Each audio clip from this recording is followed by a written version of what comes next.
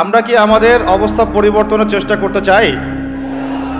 তাহলে প্রথম যে কাজটা সেটা হলো সময়কে মূল্যায়ন করা। কি কাজ ভাই? সময়কে মূল্যায়ন করতে গেলে মোবাইল ফোনের ব্যবহার, প্রয়োজনের অতিরিক্ত ব্যবহারটা বন্ধ করতে হবে। মোবাইল ফোনের প্রয়োজন যতটুকু এতটুকু ব্যবহার ঠিক আছে, এরপরে অতিরিক্ত ব্যবহার করতে যাবেন না। সময় নষ্ট হবে, মস্তিষ্কও নষ্ট হয়ে যাবে। বহু হাফেজে কোরআন এখন দিন দিন কোরআন ভুলে যাচ্ছে, এর অন্যতম একটা কারণ মোবাইল ফোন। কিছু আহলুল বলদ বলতে পারে দলিল দেন, বলবো এটা দলিল নাই, বিনা দলিলেই হক কথা। আর এই দলিল বুঝতে হলে সাইকিয়াট্রিস্টের কাছে যান, ডক্টরের কাছে যান, তিনি বুঝাবেন যে মোবাইল ফোনের আসক্তির কারণে মেমোরি কিভাবে দিন দিন ড্যামেজ হয়ে যাচ্ছে। তো আমাদের দেশে একটা প্রবলেম দেখা যাচ্ছে, আমরা ডিগ্রি সার্টিফিকেট অর্জন করছি কিন্তু সৃজনশীলতা তৈরি হচ্ছে না। সৃজনশীলতা তৈরি হচ্ছে না, এর পিছনে অন্যতম একটা কারণ হচ্ছে মোবাইল ফোনের অতিরিক্ত ব্যবহার। এবং আমাদের বাচ্চা কাচ্চাদের অবস্থা আরও বেশি ভয়ঙ্কর। একটা শিশু বাচ্চাকে মোবাইল ফোন দেখানো ছাড়া মা ভাতও খাওয়াতে যাচ্ছেন না, এতে করে তার মেমোরিটা ছোটবেলাতেই ড্যামেজ হয়ে যাচ্ছে। আমরা যারা স্কুল কলেজ ইউনিভার্সিটির ছাত্রছাত্রী আছি, এদের একটা বড় অংশই, দিনের একটা বড় অংশ মোবাইল ফোনে পড়ে থাকে। এই কারণে একটা পড়া তারা বেশি দিন মনে রাখতে পারছে না। আমরা নিজেরাও ভুক্তভোগী। একসময় কোরআনের যে কোনো পৃষ্ঠার যে কোনো আয়াত অনেক সময় নাম্বার সহ বলে দিতে পারতাম, কিন্তু এই মোবাইল ফোনের ব্যবহারের কারণে আস্তে আস্তে আমরাও দেখা যাচ্ছে আয়াত বলতে গিয়ে ভুল করছি, হাদিসের রেফারেন্স দিতে গিয়ে ভুল করছি। অনেক চিন্তা করেছিলাম যে এর পিছনে কারণটা কি। আমরা তো মুজাহাদা করে যাচ্ছি, কারণটা কি? কারণটা হচ্ছে ডিভাইসের অতিরিক্ত ব্যবহার। আল্লাহর ওয়াস্তে আমি ইয়াং জেনারেশনকে রিকোয়েস্ট করব, প্রয়োজনের অতিরিক্ত মোবাইল ফোন আজকে থেকে আর না। রাজি আছি? প্রয়োজন যতটুকু এতটুকু, এর অতিরিক্ত মোবাইল ফোন আজকে থেকে আর না। আর এই সামাজিক যোগাযোগ মাধ্যম সবাইকে ব্যবহার করতে হবে না। একটা বিষয় যদি সামনে চলে আসে, এই বিষয়টাকে নিয়ে সবাইকে কথা বলতে হবে না, সবাইকে পোস্ট দিতে হবে না, সবাইকে লিখতে হবে না, সবাইকে শেয়ার করতে হবে না। যারা ওই বিষয়ে বিশেষজ্ঞ তারা সেই বিষয়ে কথা বলবেন। ইনশাআল্লাহ যখন আমরা বিশেষজ্ঞদের থেকে সবার কাছে একটা দায়িত্ব দিয়ে দেই, সবাই যে যার মতো করে বলতে থাকে, তখন ওই বিষয়ের মৌলিকতা নষ্ট হয়ে যায়। এ কারণে আপনি দেখবেন বাংলাদেশের মতো জায়গায় এই জাতিটার একটা মৌলিক সমস্যা হচ্ছে, কোনো ইস্যুই 7 দিনের বেশি স্টে করে না। অক্টোবর মাসের শুরুর দিকে 3 থেকে 6 তারিখের দিকে আমরা যেভাবে হেরুমাতুল আকসা, বাইতুল মুকাদ্দাস, প্যালেস্টাইন, গাজা, জেরুজালেম এগুলো নিয়ে যেমন সরব ছিলাম, আস্তে আস্তে আস্তে আমরা এগুলো থেকে দূরে সরে গেলাম, আমরা ভুলে গেলাম। কারণ কি? কারণ আমরা হয়ে গেছে একটা ইস্যু পাগল জাতি। এর অন্যতম একটা কারণ হচ্ছে সামাজিক যোগাযোগ মাধ্যমের যে গঠনমূলক ব্যবহার, এটা আমরা সবাই জানি না, আমরা বুঝি না আমরা কি ব্যবহার করছি, কেন করছি, কিভাবে করা উচিত। যদি সরকার থেকে একটা নীতিমালা দেওয়া হতো আর একটা যোগ্যতার মানদণ্ড দেওয়া হতো যে এই যোগ্যতা না অর্জন করা পর্যন্ত সামাজিক যোগাযোগ মাধ্যমে অ্যাকাউন্ট খুলতে পারবে না, তাহলে দেখতেন সমাজটা সুশৃঙ্খল হয়ে যেত। তো প্রথমে এতগুলো কথা বলার উদ্দেশ্য হচ্ছে যুবকদেরকে একটা বিষয় সচেতন করা, যে আপনার মেধা, আপনার সময়, আপনার প্রতিভা, এই পুরো বিষয়গুলো এখন মোবাইল ফোন খেয়ে ফেলছে আপনাদের। এখন এখান থেকে বের হওয়ার আপনার কাছে পথ যেহেতু নাই, অতএব যতটুকু ইউজ করতে আপনি পারেন প্রয়োজনে অতটুকু ইউজ করবেন, বাকি সময় ফোনে পড়ে থাকবেন না। রাজি আছি? কারণ আমরা বলেছিলাম আয়াত শুরুতে একটা আয়াত বলেছিলাম, আল্লাহ পাক কোনো জাতির অবস্থা ততদিন পর্যন্ত পরিবর্তন করেন না যতদিন না তারা নিজেরা কি বলেন, নিজেদের অবস্থা পরিবর্তনের চেষ্টা করে। তাহলে প্রথম পরিবর্তনটা শুরু হোক আপনার সময়কে মূল্যায়ন থেকে। আল্লাহ পাক তৌফিক দান করেন। আল্লাহ পাক কিন্তু সূরা আসরে বলেছেন, ওয়াল আসরি, সময়ের কসম, মহাকালের কসম, সময়ের কসম, ইন্নাল ইনসানা লাফি খুসর, আমি আল্লাহ সময়ের কসম করে বলছি পুরো মানব জাতি ক্ষতির মধ্যে আছে। ইল্লাল্লাযীনা আমানু, তারা ব্যতীত যারা ঈমান এনেছে, ওয়া আমিলুস সলিহাত, এবং সৎ আমল সম্পাদন করেছে, ওয়া তাওয়াসাউ বিল হক, পরস্পরকে সত্যের উপদেশ দিয়েছে, ওয়া তাওয়াসাউ বিস সবর, এবং পরস্পরকে ধৈর্যের উপদেশ দিয়েছে। তাহলে আল্লাহ পাক এখানে সময়কে মূল্যায়ন করতে বলেছে। তো তো যদি আমরা জাতিগতভাবে পরিবর্তন চাই এবং এই বিশ্বে আবারও সেই আগের মতো মাথা উঁচু করে বাঁচতে চাই, সবার আগে সময়কে মূল্যায়ন করতে হবে। আল্লাহ পাক তৌফিক এনায়েত করেন, আমিন। আর এই সময়কে মূল্যায়নের পথে বাধাই হচ্ছে স্মার্টফোন। কিভাবে? আমার আজকের আলোচনার টপিক কিন্তু স্মার্টফোন না। শুরু করলাম কারণ আপনারা অনেকেই ফোন বের করে দাঁড়িয়ে আছেন সেলফি তোলার জন্যে, ভিডিও করার জন্যে। এগুলো দিয়ে গাজাবাসীর কোনো উপকার নাই। এইসব করে সারা বিশ্বে নির্যাতিত উম্মার তাদের রক্তের ঋণ শোধ হবে না। এগুলো করে আমাদের মাজলুম বোনদের ইজ্জতের বদলা নেওয়া যাবে না। এগুলো করে আমাদের ভাইদেরকে যে বোম মেরে হত্যা করা হচ্ছে বা এখনো হচ্ছে, ভবিষ্যতেও হয়তো হবে, অতীতেও হয়েছে, এই ঋণ আপনি এসব শোডাউন করে শোধ করতে পারবেন না। তো এগুলো মৌলিক কাজ নয়, এগুলো মৌলিক কোনো কাজ নয়। এগুলো বরং কোনো ক্ষেত্রে অতিরিক্ত শোডাউন করতে গিয়ে উপকারের চেয়ে ক্ষতি হয়ে যায় বেশি। কারণ আপনারা একটু চোখ কান খোলা রাখে দেখবেন, যাদেরকে নিয়েই শোডাউন বেশি করা হয়েছে আপনারা তাদেরকে আর ধরে রাখতে পারেন নাই। কি বুঝলেন কথা? কেউ বুঝে ঠিক বলছে, কেউ না বুঝে ঠিক বলছে। যাদেরকে নিয়ে আপনারা বেশি বেশি শোডাউন করেছেন তাদেরকে আপনারা ধরে রাখতে পারেন নাই। তাহলে এখন সেই শূন্য স্থানগুলো কে পূরণ করবে? যারা শোডাউন করতো তারা কি পূরণ করতে পেরেছে? না। অতএব এগুলো বন্ধ করেন, মৌলিক কাজ করি। মৌলিক কাজ হচ্ছে আমরা জাতিটাকে পরিবর্তন করতে চাই কি চাই না? পরিবর্তনের দরকার আছে কি নাই? আমাদেরকে সবকিছু সুন্দর চলছে? যদি বাহিরের চোখ দিয়ে দেখেন তাহলে মনে হবে হ্যাঁ সব সুন্দর চলছে, তাই না? মসজিদ আছে আমাদের, মাদ্রাসা আছে আমাদের, আমরা মুসলমান কালিমা পড়েছি, লা ইলাহা ইল্লাল্লাহ পড়েছি, মুহাম্মাদুর রাসূলুল্লাহ পড়েছি, আমরা মাশাআল্লাহ আমাদের বোনরা পর্দা করে, আপনারা ওয়াজ মাহফিলে আসছেন, ইত্যাদি ইত্যাদি। আপনারা যদি বাহিরের চোখ দিয়ে দেখেন মনে হবে সব ঠিকই আছে, কিন্তু আমাদের এই বাহিরের চোখের বাহিরেও ভিতরে একটা চোখ আছে। এটাকে বিশ্বাস করেন? বাহিরের চোখ দিয়ে যদি দেখেন তাহলে মনে হবে সব ঠিক আছে। কেমন?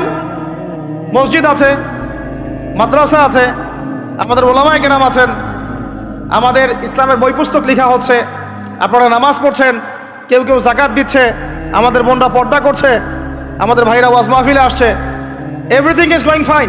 আপনার কাছে এটা মনে হবে যে সব ঠিকই আছে, তাই না? থিংস আর অল রাইট, সব ঠিক আছে। কিন্তু ভিতরের চোখ দিয়ে দেখা শিখলে আপনি বুঝবেন যে এই সব ঠিকের অন্তরালে আসলে কিছুই ঠিক নাই। আগে আপনাকে বোঝাচ্ছি ভিতরের চোখটা কি, তারপরে বুঝাবো কিভাবে সব ঠিক নাই। ভিতরের চোখটা বুঝতে হলে আপনাকে সূরা কাহফ পড়তে হবে। কোন সূরা ভাই? আরো জোরে বলে, কোন সূরা? নবী সাল্লাল্লাহু আলাইহি ওয়াসাল্লাম বলেন, সাল্লাল্লাহু আলাইহি ওয়াসাল্লাম যখনই নাম আসবে পড়বেন সাল্লাল্লাহু আলাইহি ওয়াসাল্লাম। 10 নেকি হবে ইনশাআল্লাহ, 10টা গুনাহ মাফ হবে ইনশাআল্লাহ, 10 বার আল্লাহ রহম করবেন ইনশাআল্লাহ, এবং আপনার মর্যাদা 10 গুণ বাড়ায় যাবে ইনশাআল্লাহ। যখনই নবী মুহাম্মাদের নাম আসবে পড়বেন সাল্লাল্লাহু আলাইহি ওয়াসাল্লাম। যে যত বেশি দরুদ পড়ে সে ইনশাআল্লাহ তাআলা তত নিশ্চিন্তে টেনশন ফ্রি জীবন যাপন করবে ইনশাআল্লাহ। ওই দলিলগুলো ইনশাআল্লাহ আরেকদিন দিব, আজকে এটা আলোচনার টপিক নয়। এখন নবী সাল্লাল্লাহু আলাইহি ওয়াসাল্লাম বলেছেন, যে ব্যক্তি জুমার দিনে সূরা কাহফ তেলাওয়াত করে, কোন দিনে ভাই? তাহলে এক জুমা থেকে আরেক জুমা পর্যন্ত আপনার জীবন, আপনার এই সময়টা আল্লাহ রাব্বুল আলামিন নূর দিয়ে ভরে দিবেন। সুবহানাল্লাহ। আরেকটা হাদিসে আসছে নবী সাল্লাল্লাহু আলাইহি ওয়াসাল্লাম বলেছেন, সূরা কাহফের প্রথম 10টা আয়াত অথবা শেষের 10টা আয়াত, আরেকটা বর্ণনা আসছে প্রথম 3টা আয়াত, মানে প্রথম 10 বা প্রথম 3 বা প্রথম 3, 10, শেষের 10 সবগুলোই। এগুলো যারা মুখস্থ করবে, আমল করবে, পাঠ করবে, তার জীবদ্দশায় যদি দাজ্জালও বের হয় সেই দাজ্জাল তার কোনো ক্ষতি করতে পারবে না। এই সূরাটাকে নবী সাল্লাল্লাহু আলাইহি ওয়াসাল্লাম দাজ্জালের সাথে সম্পৃক্ত করেছেন, অন্য সূরাকে করেন নাই। এই সূরাটা যখন আপনি পড়বেন অর্থসহ আপনি দেখবেন এখানে 4টা গল্প আছে। কয়টা ভাই? এটাকে গল্প বলা ঠিক না, এটা হলো সত্য ঘটনা। এটা কি? সত্য ঘটনা। একটা হচ্ছে আসহাবুল কাহফের ঘটনা, গুহাবাসীর ঘটনা। 2 নাম্বার হচ্ছে 2 বন্ধুর ঘটনা, একজন ধনী বিত্তশালী আর একজন অতি দরিদ্র ইমানদার। কখনো পড়েছিলেন কি? পড়া হয়েছিল? 3 নাম্বার হচ্ছে যুলকারনাইন আলাইহিস সালাম, তার ঘটনা, নাম শুনেছেন? আর 4 নাম্বার হচ্ছে নবী মুসা আলাইহিস সালাম এবং খিদির আলাইহিস সালামের ঘটনা। তো চারটা ঘটনা তো আজকে বলার সময় নাই, একটা খালি বলছি। কেন বলছি? আপনাকে বোঝাতে চাচ্ছি বাহিরের চোখ, বাহিরের কান, এগুলোর ভিতরেও একটা ভিতরের চোখ আছে, ভিতরের কান আছে। ওইটা যার জিন্দা আছে তার কলবে আল্লাহ নূর আছে ইনশাআল্লাহ। ওইটা যার জিন্দা নাই তার কাছে বাহিরের চোখ দিয়ে মনে হবে সব ঠিক চলছে। বাহিরের চোখ দিয়ে যে দেখে সে মনে করবে বিশ্বটা পুরো আগায় যাচ্ছে উন্নতির দিকে, অগ্রগতির দিকে। আর যার ভিতরের কলবের চোখটা জিন্দা সে দেখবে যে পুরো বিশ্ব আগায় যাচ্ছে কিয়ামতের দিকে। বাহিরের চোখ দিয়ে যে দেখে সে মনে করবে যে বিশ্ব রাজনীতির মনে হয় খুব সুন্দর অবস্থা। আর ভিতরের চোখ দিয়ে দেখলে আপনি বুঝবেন বিশ্ব রাজনীতি যাচ্ছে একটা মালহামার দিকে। বাইরের চোখ দিয়ে দেখবেন মনে হবে সব সুন্দর চলছে, আমরা হালাল খাচ্ছি। আর ভিতরের চোখ দিয়ে দেখলে দেখবেন যে 90% মানুষের রিজিক হারাম। বাইরের চোখ দিয়ে দেখলে আপনি মনে করবেন মেয়েরা এগিয়ে যাচ্ছে, মাশাআল্লাহ, কত উন্নতি, অগ্রগতি, প্রোগ্রেস, নারী জাগরণ আন্দোলন। আর ভিতরের চোখ দিয়ে দেখলে আপনি দেখবেন মেয়েরা আগাচ্ছে ঠিকই, কিন্তু আস্তে আস্তে তারা জাহান্নামের দিকে এগিয়ে যাচ্ছে। বাইরের চোখ দিয়ে আপনি দেখবেন মুসলিমদের সংখ্যা প্রচুর, আমাদের ভয় কিসে, এত সংখ্যা, লক্ষ লক্ষ, কোটি কোটি। ভিতরের চোখ দিয়ে দেখলে বুঝবেন প্রকৃত পাক্কা ইমানদারের সংখ্যা হাতে গোনা যায়। বাইরের চোখ দিয়ে দেখলে মনে হবে যে অনেকে তো বিশুদ্ধ আকীদার দাওয়াত দিয়ে বেড়াচ্ছে। ভিতরের চোখ দিয়ে দেখলে বুঝবেন এটা মুনাফিকি মানহাজ চালু করেছে।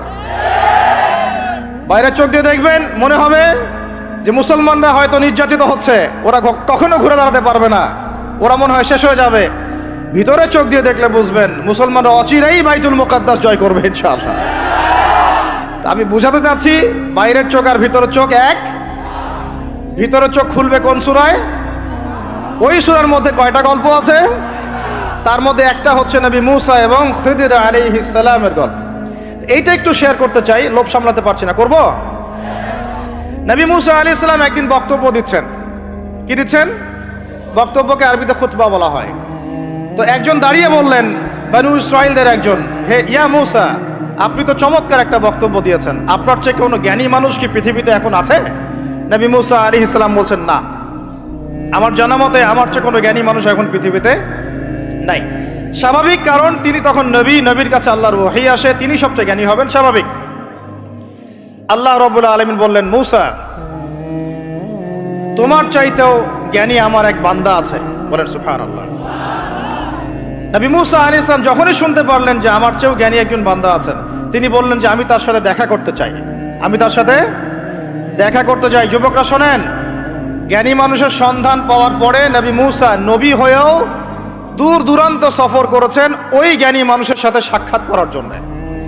তো আপনারা রেডিমেড ইসলাম চান, আপনারা ফেসবুক শরীফে ইসলাম চান, ইউটিউব শরীফে ইসলাম চান, কিন্তু সফর করে, কষ্ট করে, পরিশ্রম করে আলেম ওলামা পর্যন্ত পৌঁছাতে চান না। 3 ঘন্টা বক্তব্য শুনতে রাজি আছেন, কিন্তু আপনারা 3 ঘন্টা কোরআন তেলাওয়াত করতে চান না। এই কি সমস্যা? আমাকে রাগ হইতে বাধ্য করেন না, রাগ করতে বাধ্য করেন না। রাগ হইলে আমি নিজেকে কন্ট্রোল করতে পারি না। বসেন, ওখানে বসে যান। আচ্ছা ভাই, এদিকে তাকাই আমরা।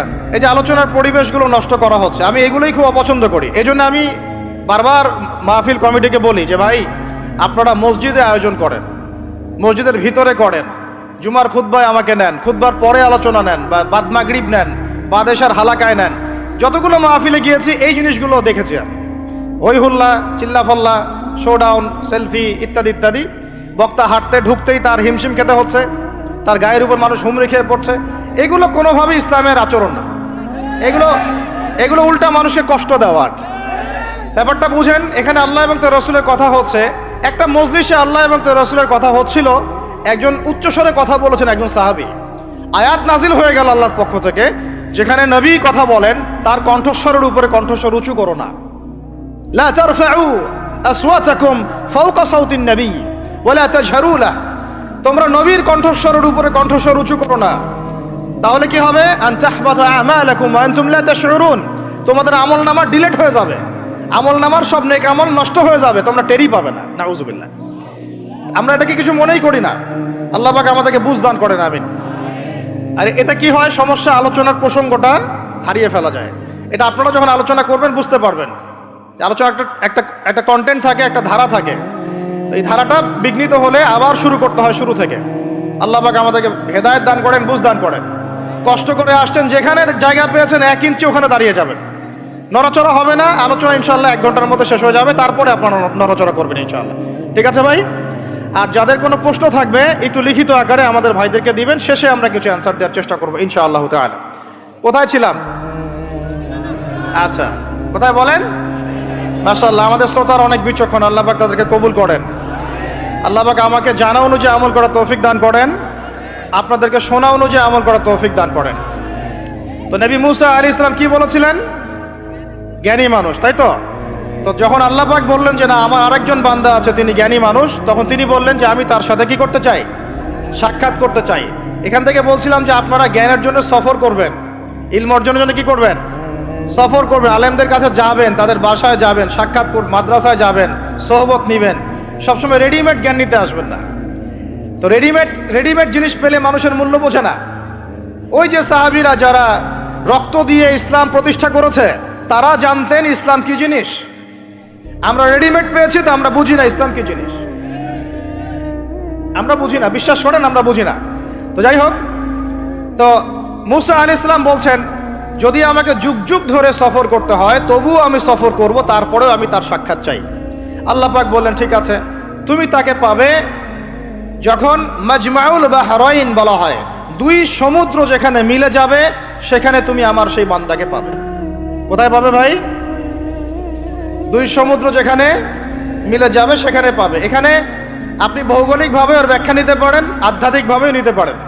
2 সমুদ্র বলতে হয়তো বা ভৌগোলিকভাবে বোঝানো হতে পারে, অথবা আধ্যাত্মিকতাও বোঝানো হতে পারে, যে বস্তুবাদী জ্ঞান এবং মারিফতের জ্ঞান যেখানে মিলে যাবে সেখানে। আল্লাহু আ'লাম, আল্লাহ ভালো জানেন। তা নবী মুসা আলাইহিস সালাম তার একজন সঙ্গীকে নিলেন, সেই সঙ্গী একজন যুবক। তরুণরা ভালো করে শোনেন, তরুণদের ত্যাগেই ইসলাম দাঁড়িয়ে আছে আলহামদুলিল্লাহ। এই তরুণরা যদি এই স্মার্টফোন, এই পাবজি, এই ফ্রি ফায়ার, এই মেয়ের প্রতি আসক্তি, ফ্রি মিক্সিং, এই মাদক, এগুলো ছেড়ে দিতে পারে, দিয়ে নামাজি হয়, কোরআনওয়ালা হয়, ওলামায়ে কেরামের সাথে পরামর্শ করে চলে, উম্মার জামার মধ্যে থাকে, একটা ইমারার মধ্যে থাকে, ইনশাআল্লাহ আল্লাহর জমিনে আল্লাহর দ্বীনের একামত কেউ ঠেকাতে পারবে না ইনশাআল্লাহ। দুঃখজনক হচ্ছে আপনারা সেখানে নাই, কিন্তু আপনারা আবেগে আছেন, আবেগ প্রদর্শন করছেন, বিবেক দিয়ে চিন্তা করছেন না, সমালোচনা বেশি করছেন, নিজে কোনো কাজ করছেন না, লেখালেখি করছেন, অনলাইনে বসে আছেন, সমালোচনা করছেন, শেয়ার দিচ্ছেন, লাইক দিচ্ছেন, কিন্তু আপনি আয়নার সামনে দাঁড়ায় চিন্তা করবেন, নিজেকে প্রশ্ন করবেন, এই উম্মার পিছনে আমার কি অবদান? এই উম্মাকে বিজয় করার পিছনে আমার অবদানটা কি? এই দেশকে উন্নতিতে নিয়ে যাওয়ার জন্য আমার অবদানটা কি? আমি আজ পর্যন্ত কি করেছি? দেখবেন জিরো, রেজাল্ট কি? জিরো। এই কাপুরুষ প্রজন্ম দিয়ে দিন কায়েম হবে না। মুখে কথা বলা অনেক সহজ, এরকম চেয়ারে বসে 2টা লেকচার দেওয়া কঠিন। মুখে বলা অনেক সহজ, একটা কনস্ট্রাকটিভ বই লেখা কঠিন। মুখে বলা অনেক সহজ, সাহসিকতার সাথে সমাজে নেমে জাহিলিয়াত দূর করা অনেক কঠিন। তো এই কঠিন কাজগুলো যখন আপনারা দায়িত্ব কাঁধে নেবেন, উম্মার বিজয় হয়ে যাবে ইনশাআল্লাহ। আল্লাহ পাক আমাদের কবুল করেন, আমিন। যুবক একজনকে সাথে নিয়ে নবী মুসা আলাইহিস সালাম হাঁটছেন। এই ব্যক্তির নামও বলে দেই, তার নাম হচ্ছে ইউশা বিন নুন। কি নাম? তিনি পরবর্তীতে নবী হয়েছিলেন, এবং তার পরবর্তীতে যে তালুত নাম শুনেছেন, যাকে সেনাপতি করা হয়েছিল, মনে আছে? ভুলে গেছেন, আপনারা পড়েন নাই মনে হয়, সূরা বাকারা শেষের দিকে আছে।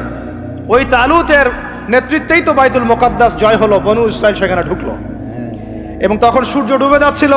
তিনি দোয়া করছিলেন, আল্লাহ সূর্যটাকে থামিয়ে দাও। আল্লাহ পাক বাইতুল মুকাদ্দাস বিজয়ের স্বার্থে সূর্যকে থামিয়ে দিলেন। সুবহান।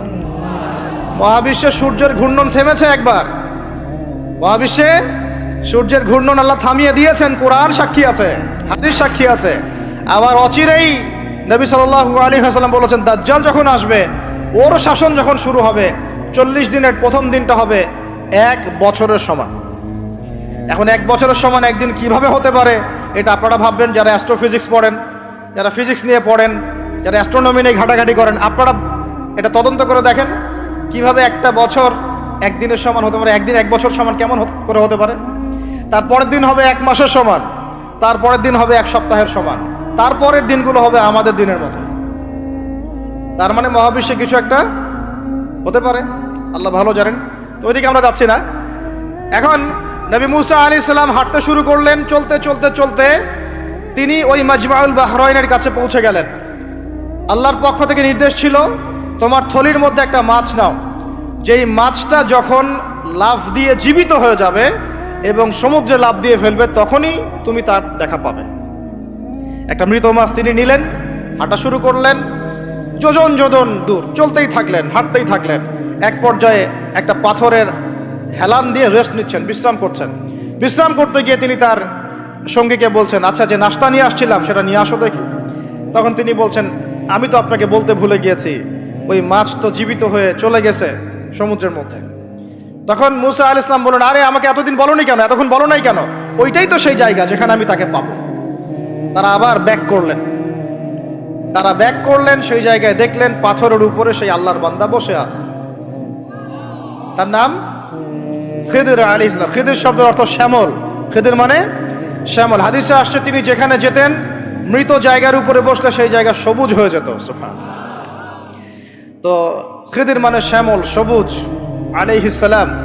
এখন তিনি পাথরের উপরে বসে আছেন। নবী মুসা আলাইহিস সালাম গিয়ে সালাম দিলেন, বললেন আসসালামু আলাইকুম ওয়া রাহমাতুল্লাহ। তখন তিনি বলছেন, ওয়া আলাইকুম আসসালাম ওয়া রাহমাতুল্লাহি ওয়া বারাকাতুহু। তো মুসা আলাইহিস সালাম বলছেন, আমি মুসা। তখন খিদির আলাইহিস সালাম বলছেন, তুমি কি বনু ইসরাইলের মুসা? তুমি কি বনু ইসরাইলের মুসা? মানে বুঝাতে চাচ্ছি খিদির আলাইহিস সালাম বনু ইসরাইলদের কেউ নন।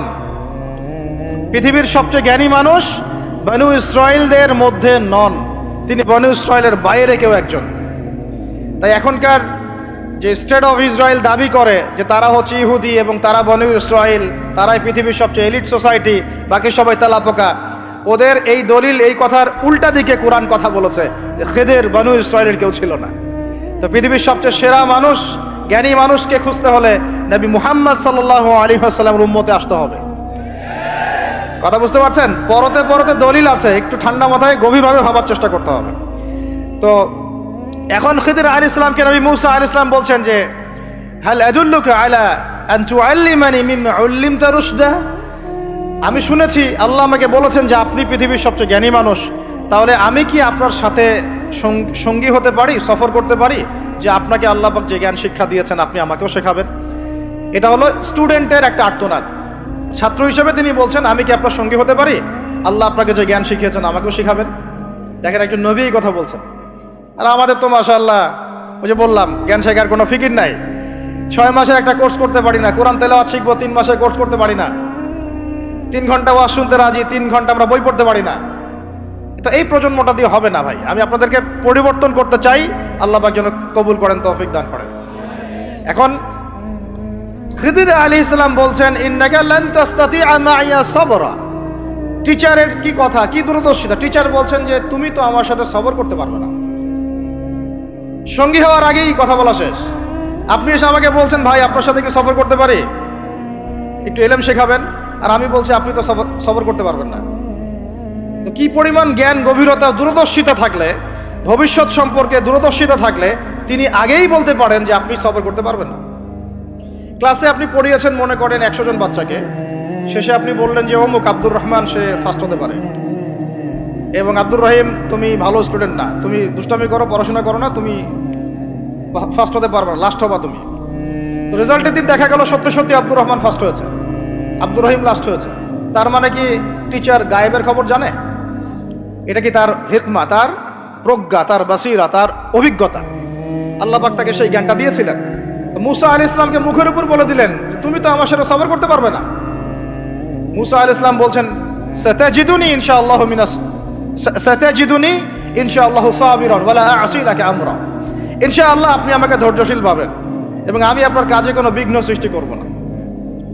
তখন তিনি বলছেন, ঠিক আছে, যদি তুমি আমার সাথে যেতেই চাও তাহলে ফালা তাসআলনি আন শাই, আমার সাথে চলতে গেলে কোনো প্রশ্ন করা যাবে না।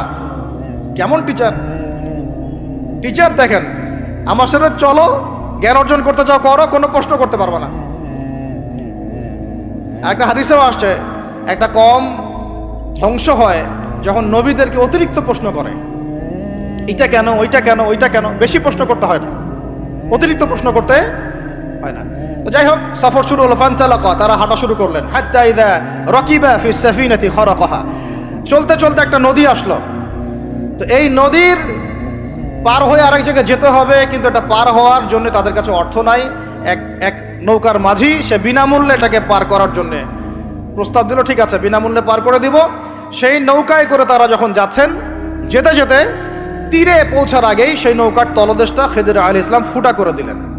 নেন এখন, কাজটা দেখে কি ভালো মনে হচ্ছে না খারাপ? আমি আপনার গাড়িতে করে ধরেন যাচ্ছি, গাড়িটা যখন আপনি আমার বাসা পর্যন্ত পৌঁছে দিবেন, তার আগে নামলাম, নাইমা আপনার টায়ার চারটা পাস্ট করে দিলাম, আপনি আমাকে কি বলবেন? কিছু বলবেন না, ফেসবুকে গিয়ে স্ট্যাটাস দিবেন অথবা লাইভে আসতে পারেন, তাই না? এই আর কি। তো নবী মুসা আলাইহিস সালাম রিঅ্যাক্ট করলেন যে লাকাদ জি'তা শাইআন ইমরা, আপনি তো একটা অন্যায় কাজ করলেন মনে হচ্ছে। এটা কেন করলেন? যারা আমাদেরকে বিনামূল্যে বিনা পারিশ্রমিকে পার করে দিল, আপনি ওই নৌকা ফুটা করে ফেললেন। তখন খিদির আলাইহিস সালাম বললেন যে আমি তো তোমাকে বলেছি, আলা মা কুল্লাক, আমি কি তোমাকে বলি নাই ইন্নাকা লান তাসতাতিআ মাইয়া সাবরা, তুমি আমার সাথে সবর করতে পারবে না? মুসা আলাইহিস সালাম বলছেন যে ঠিক আছে, আমি যে ভুলে গিয়েছি এজন্য আমাকে পাকড়াও করেন না, আমি যে ভুলে গিয়েছি কথাটা, এজন্য আমাকে পাকড়াও করেন, একটা চান্স দেন আমাকে। তো ঠিক আছে চলো আবার। ফানতালাকা, আবার তারা চলা শুরু করলেন। হাত্তা ইযা লাকিয়া গুলামান ফাকাতালাহ, এবার একটা ছোট্ট বালকের সাথে দেখা হলো। এই 8 বছর 10 বছর বয়স হবে, এই গোলাম বালকের সাথে দেখা হলো। ফাকাতালাহু, এবার খিদির আলাইহিস সালাম তাকে হত্যা করলেন। একটা বাচ্চাকে, এটা কেমন হলো? নৌকা ফুটা করার চেয়ে বেশি ভারী না হালকা? আরো ভারী। মুসা আলাইহিস সালাম বলছেন লাকাদ জি'তা শাইআন নুকরা, আপনি তো এবার জঘন্য একটা কাজ করলেন, আপনি তো পুরো একটা নিষ্পাপ বাচ্চাকে হত্যা করে ফেললেন। তারপরে বললেন যে এরপর যদি আর একটা প্রশ্ন করো তাহলে তোমার সাথে আমার আর চলা হবে না, লাস্ট চান্স। ঠিক আছে চলেন। এবার চলতে চলতে ফানতালাকা হাত্তা ইযা আতায়া আহলা ক্বরিয়াতিন ইসতাতআমা আহলাহা ফাআবাউ আন ইউদাইফুহুমা, কোরআনে আসছে একটা করিয়া মানে একটা গ্রামের মধ্যে তারা ঢুকলেন। সেই গ্রামে ঢুকে মেহমানদারি চাইলেন, নাস্তা পানি চাইলেন আর কি।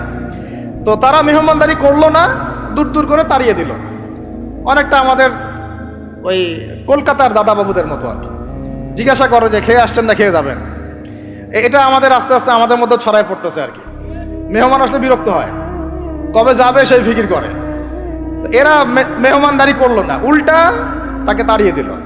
তো যাই হোক, এখন মুসা আলাইহিস সালাম বলছেন যে এখানে একটা ঘটনা ঘটেছে। খিদির আলাইহিস সালাম দেখলেন যে বাড়ি থেকে তাদেরকে তাড়িয়ে দেওয়া হলো, মেহমানদারি করা হলো না, ওই বাড়ির একটা দেয়াল ধসে পড়ে গেছে, ওই বাড়ির একটা দেয়াল ধসে পড়ে গেছে। তখন তিনি সেটাকে নিজের হাতে আবার নির্মাণ করে দিলেন। সুবহানাল্লাহ। এটা দেখে মুসা আলাইহিস সালাম বললেন যে আপনি তো চাইলে কিছু আজর নিতে পারতেন, আপনি যে এত কষ্ট করে এটা নির্মাণ করে দিলেন, আপনি তো চাইলে একটু টাকা পয়সা নিতে পারতেন। ওরা মেহমানদারি করলো না, ওইটা দিয়ে হয়তো আমরা কি করতে পারতাম, নাস্তা পানি করতে পারতাম। তখন তিনি বলেন হাযা ফিরাকু বাইনি ওয়া বাইনাক, এই হলো তোমার আমার ফেরাক, পার্থক্য শেষ, তোমার সাথে আমার চলা আর হলো না। আমাদের নবী সাল্লাল্লাহু আলাইহি ওয়াসাল্লাম বলেছিলেন যে যদি সেদিন মুসা আলাইহিস সালাম এই প্রশ্নগুলো বারবার না করতেন তাহলে আরো অনেক জ্ঞান শেখা যেত। সুবহানাল্লাহ। তখন তিনি বলছেন ঠিক আছে, হাযা ফিরাকু বাইনি ওয়া বাইনাক সাউনাব্বিউকা বিতাউইল মা লাম তাসতাতি' আলাইহি সাবরা, তবে যাওয়ার আগে আমি তোমাকে জানিয়ে দিব এই 3টা ক্ষেত্রে মূল ঘটনা কি ছিল যে বিষয়ে তুমি সবর করতে পারো নাই।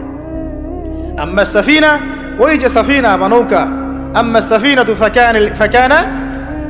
আম্মা সাফিনাতু ফাকানা লিমাসাকিন ইয়ামালুনা ফিল বাহর, ওই যে সাফিনা বা নৌকাটা ওইটা ছিল মিসকিনদের, মিসকিন মানে বলা হয় কি হতদরিদ্র মানুষ, জেলে টাইপের, যাদের কিছু নাই, নৌকায় মানে সমুদ্রে মাছ ধরে ধরে খায়, এরকম কিছু মানুষের ওই সাফিনা বা নৌকাটা ছিল। এবং ওদের পিছনে ছিল একটা মালিক, মালিক মানে এখানে জলদস্যু। যদি ওই সাফিনা বা নৌকাটা আমি ছিদ্র না করতাম, ওই জলদস্যুরা এটা ভালো অবস্থায় পেলে ছিনতাই করে হাইজ্যাক করে নিয়ে যেত। আমি যেহেতু ফুটা করে দিয়েছি এই জন্য এটা ত্রুটিযুক্ত, এই নৌকাটা তারা আর নিবে না। তোমার কাছে বাইরের চোখ দিয়ে মনে হয়েছে যে আমি একটা অন্যায় করেছি, আসলে আমি তাদের উপকারী করেছি। বলেন সুবহানাল্লাহ। বুঝতে পারছি বাইরের চোখ ভিতরের চোখ কি জিনিস। আচ্ছা, তারপরে ওয়াম্মাল গুলাম, এটা কি ভাই হাফেজ কে আছেন এখানে? ওয়াম্মাল গুলামু فكان أبواه مؤمنين فخشينا أن يرهقهما طغيانا وكفرا সুবহানাল্লাহ। এটা আমাদের এই যে শাহবাগী প্রজন্মের জন্য একটা প্রযোজ্য আর কি। কেন বলছি শুনেন ভালো করে। এবার ইনি বলছেন যে ওই যে বাচ্চাটাকে আমি হত্যা করেছি, এই বাচ্চাটা যদি বড় হতো, সে নিজে তো কাফের হতোই বড় কাফের, এর পিতা মাতাদেরকেও পর্যন্ত কুফরির মধ্যে নিয়ে আসতো। মানে একটা কাফের প্রজন্ম তো তৈরি করতোই, বরং এই কাফের মানুষকে কাফের করার জন্য নাস্তিক মুরতাদ বানানোর মিশন নিয়ে মাঠে নামতো। মেলে না? ওই জন্য আমি ছোটবেলায় এদেরকে হত্যা করে দিয়েছি, যাতে বড় হয়ে কাজটা করতে না পারে। কথা বুঝতে পারছেন? আর তিনি বলছেন আমি এটা নিজের ইচ্ছায় করি নাই, ওমা ফাআলতুহু আন আমরি, আমি এটা নিজের ইচ্ছায় করি নাই, এটা আল্লাহ পাকের আদেশ ছিল। বলি সুবহানাল্লাহ। আর ওয়াম্মাল জিদার فكان لغلامين يتيمين في المدينة وكان تحته كنز لهما সুবহানাল্লাহ। আর 3 নাম্বার তিনি বলছেন আর ওই যে দেয়ালটা আমি নির্মাণ করেছি, এই দেয়ালটা ছিল ওই বাড়ির 2 এতিম বালকের। সুবহানাল্লাহ। ওয়াকানা আবুহুমা সালিহা, তাদের বাবা ছিল সৎ। আর ওই দেয়ালের নিচে তাদের বাবা মায়ের রেখে যাওয়া পৈতৃক সম্পত্তি খাজানা ছিল। যদি দেয়াল নির্মাণ না করতাম মানুষ সেই খাজানা নিয়ে চলে যেত। দেয়াল নির্মাণ করেছি, ওরা যখন বড় হবে তখন ওই খাজানা তারা অটোমেটিকলি পেয়ে যাবে। তো 3টা ক্ষেত্রেই হে মূসা তুমি সবর করতে পারো নাই, তোমার কাছে মনে হয়েছে যে আমি অন্যায় করছি, কিন্তু আসলে এই প্রত্যেকটা ক্ষেত্রে আমি সঠিক ছিলাম, তুমি ভুল ছিলে। এখানে একটা চমৎকার শিক্ষা আছে, একটা চমৎকার গভীর একটা শিক্ষার ব্যাখ্যা আছে, অন্তর্দৃষ্টির শিক্ষা, যে শুধুমাত্র বাইরের চোখ দিয়ে আর বাইরের এইসব সাক্ষরতার হাত দিয়ে, সার্টিফিকেট দিয়ে, নাম সিগনেচার করে, এত বইপত্র পড়েই মানুষ প্রকৃত শিক্ষিত হয় না। একটা গভীর একটা বুঝ দরকার, আল্লাহর মারেফত দরকার, আল্লাহর নূর দরকার, তাসকিয়া দরকার, দূরদর্শিতা দরকার, যেটাকে আমরা হিকমা বলি। ওয়ামা ইউতাল হিকমা ফাকাদ উতিয়া খায়রান কাসীরা। আল্লাহ বলেছেন যাকে হিকমা এবং প্রজ্ঞা দেওয়া হয়েছে তাকে অনেক প্রচুর কল্যাণ দিয়ে দেওয়া হয়েছে। এখানে দেখেন একজন নবী হয়েও তিনি বুঝতে পারেন নাই এই 3টা ঘটনার পিছনের কারণ কি, অথচ খিদর আলাইহিস সালামকে আল্লাহ পাক এমন জ্ঞান দিয়েছিলেন যেই জ্ঞান দিয়ে তিনি ব্যাখ্যা করলেন যে পিছনের কারণ কি ছিল। এখন এই ঘটনাটা আপনার আমার জন্য শিক্ষাটা কি, এই যুগের সাথে কি সম্পর্ক? আমি বলেছি সূরা কাহাফ আপনাকে দাজ্জাল থেকে বাঁচাবে। আমি বলেছি সূরা কাহাফ সেই সূরা যা আপনার অন্তর্দৃষ্টি, ভিতরের চোখ খুলে দিবে, আপনার কলবে নূর নিয়ে আসবে। আপনি এমন কিছু দেখবেন, বুঝবেন, শুনবেন যা সবাই বুঝতে পারছে না, সবাই শুনতে পারছে না, সবাই দেখতে পারছে না। এখন বাইরের চোখ দিয়ে আপনি দেখছেন পুরো বিশ্বে মুসলমানদের, কোটি কোটি মুসলমান, একদম 60টা 70টা 100টা রাষ্ট্র, কত মিলিটারি বাহিনী, কত আমাদের প্রযুক্তি, কত পুলিশ, কত র্যাব, কত আমাদের পলিটিশিয়ান দিয়ে ভর্তি। আদতে ভিতরের চোখ দিয়ে দেখলে আপনি দেখবেন পুরো বিশ্বের এই লক্ষ কোটি মুসলমান আজকে জাতিসংঘের হাতে বন্দী হয়ে গেছে। ও যদি বলে ডানে যাও, মুসলমানরা ডানে যায়, যদি বলে বামে যাও, মুসলমানরা বামে যায়, কিছুই করার নাই। এটা ভিতরের চোখ দিয়ে আমরা দেখছি, ভিতরের চোখ দিয়ে। এটাকে ফর্ম করা হয়েছে দ্বিতীয় বিশ্বযুদ্ধের পরে 1945 সালের দিক থেকে। এটার এজেন্ডাই ছিল একটা, যে পুরো বিশ্বের কাফেরদেরকে ঐক্যবদ্ধ করা এবং সারা বিশ্বের মুসলিমদেরকে নির্যাতন করা। প্রত্যেকটা জায়গায় মুসলিমরা যেখানে নির্যাতিত হয়েছে এর পিছনে এদের একদম স্পষ্ট ভূমিকা ছিল। এখন পর্যন্ত যদি আগামীকাল আপনি শোনেন যে গাজার মধ্যে 1000 শিশুকে হত্যা করা হয়েছে, তবুও এরা ঐক্যবদ্ধভাবে মাজলুমদের পক্ষে কোনো অবস্থান নিবে না। এরা বরং ওই জালেমদের পক্ষে অবস্থান নেবে এবং বলবে আমরা আমাদের বন্ধুদের সাথে আছি। এটা হচ্ছে আসল চরিত্র, যেটা আপনি বাইরের চোখ দিয়ে বুঝতে পারছেন না, কিন্তু আপনি খিদির হলে বুঝতে পারতেন আসল ঘটনা কি। আমার কথা কি বুঝতে পারছেন? তাহলে এটা বাইরের চোখ দিয়ে দেখলে আপনি বিশ্ব রাজনীতিতে বুঝবেন যা হচ্ছে এগুলো মুসলমানদের কল্যাণের স্বার্থে হচ্ছে না, বরং আমাদের স্বার্থকে জলাঞ্জলি দিয়ে ওরা ওদের স্বার্থ প্রতিষ্ঠা করছে।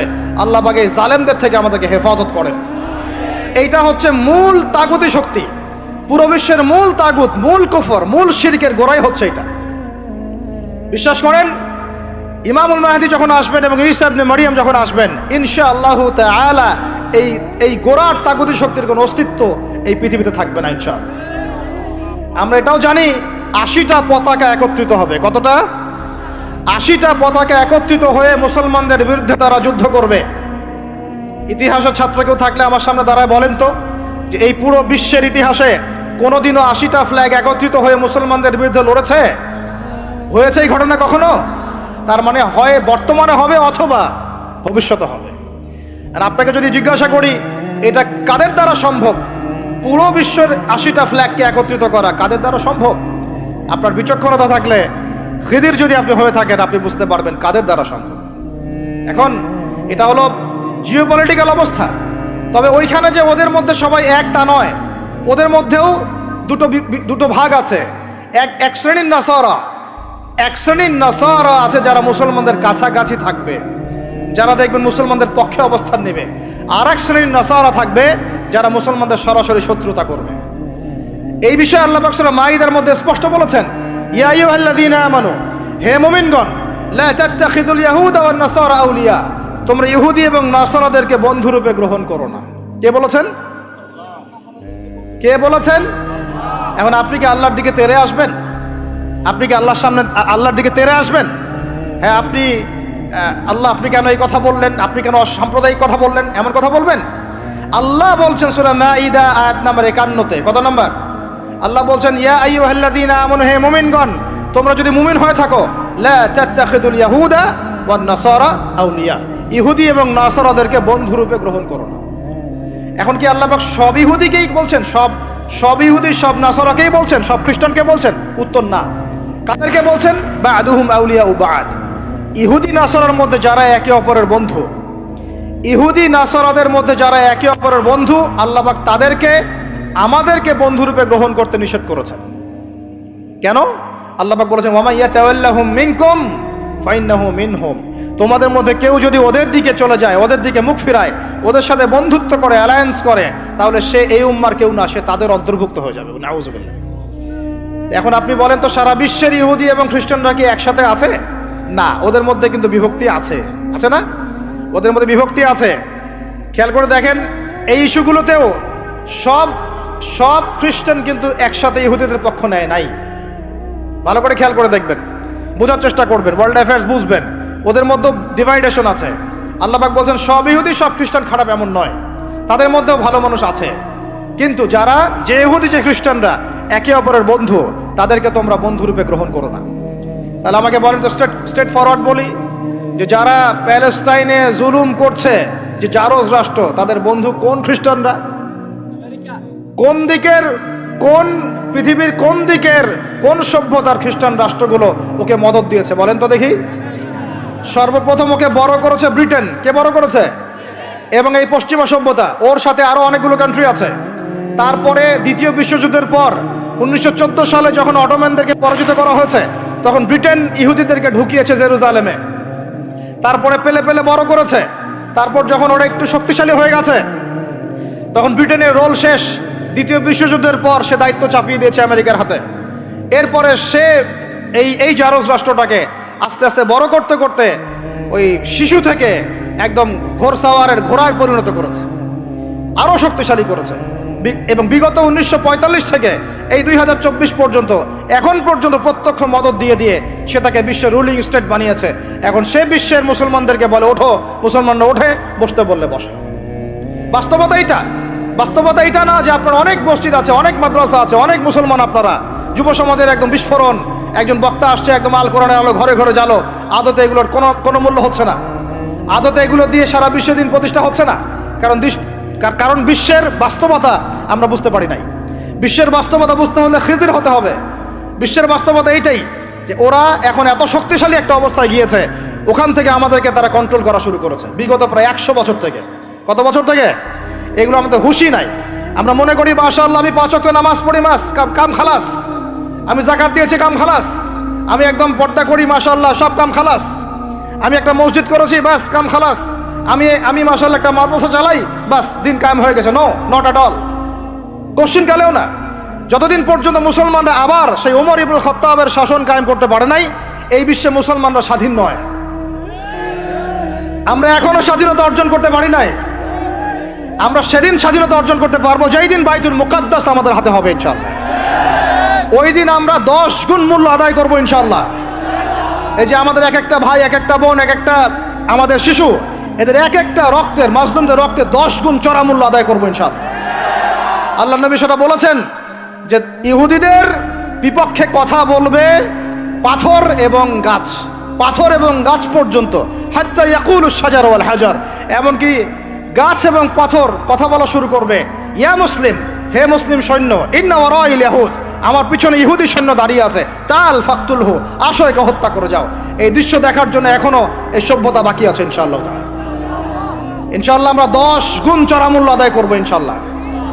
আমাদের মাজলুম ভাইদেরকে হত্যা করা হয়েছে, আমাদের বাচ্চাদেরকে বোম মেরে হত্যা করা হয়েছে, আমাদের বোনদেরকে দিনের পর দিন ধর্ষণ করা হয়েছে, বিগত 100 বছর হয়ে গেল।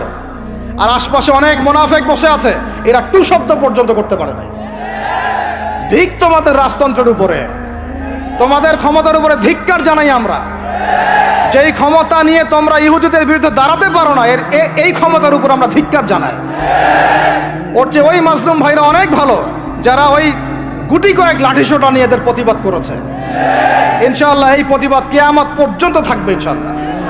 আর আমাদের সরকার যদি আমাদেরকে সুযোগ করে দেয়, ইনশাআল্লাহ আমরা সেখানে শরীক হব ইনশাআল্লাহ।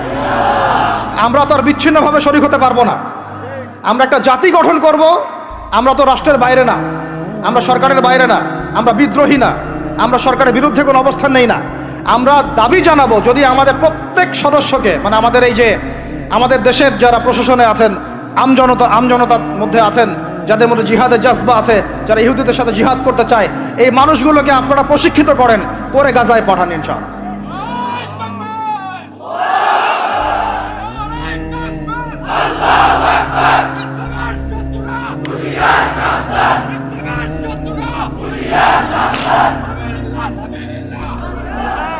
আমি এখানে গরম গরম বক্তব্য দিতে আসি নাই।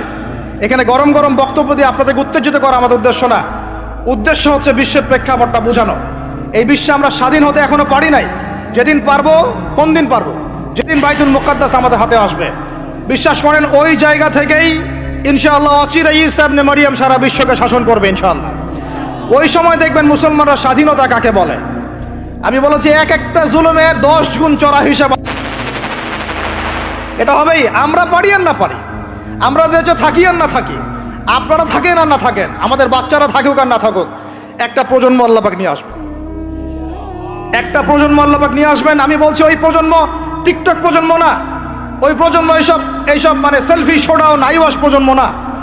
ওই প্রজন্ম এরকম না যে নামাজ পড়ে না, কোরআন তেলাওয়াত করে না।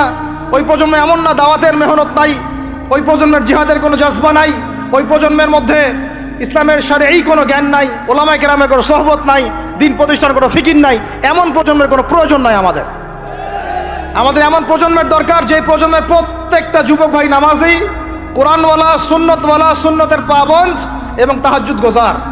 এক কথায় রাতের বেলার দরবেশ, দিনের বেলার ঘোড়সাওয়ার। এইরকম প্রজন্ম যখন আমরা করতে পারবো, ওই দিন ইনশাআল্লাহ এই মাহফিল বলেন, এই মসজিদ, মাদ্রাসা, এই রাষ্ট্র সব সফল হবে ইনশাআল্লাহ। এখন শুধু বেসিক কাজ করা হচ্ছে। আমাদের মূল গন্তব্য বাইতুল মুকাদ্দাস। ওইটা না আসা পর্যন্ত আমাদের শান্তি নাই, ঘুম নাই। কারণ ওরা আপনাকে ঘুমাতে দিবে না। তো আপনারা কি মনে করেছেন যে ওরা শুধু অতটুকু গাজার ওই অতটুকু জায়গায় চায়?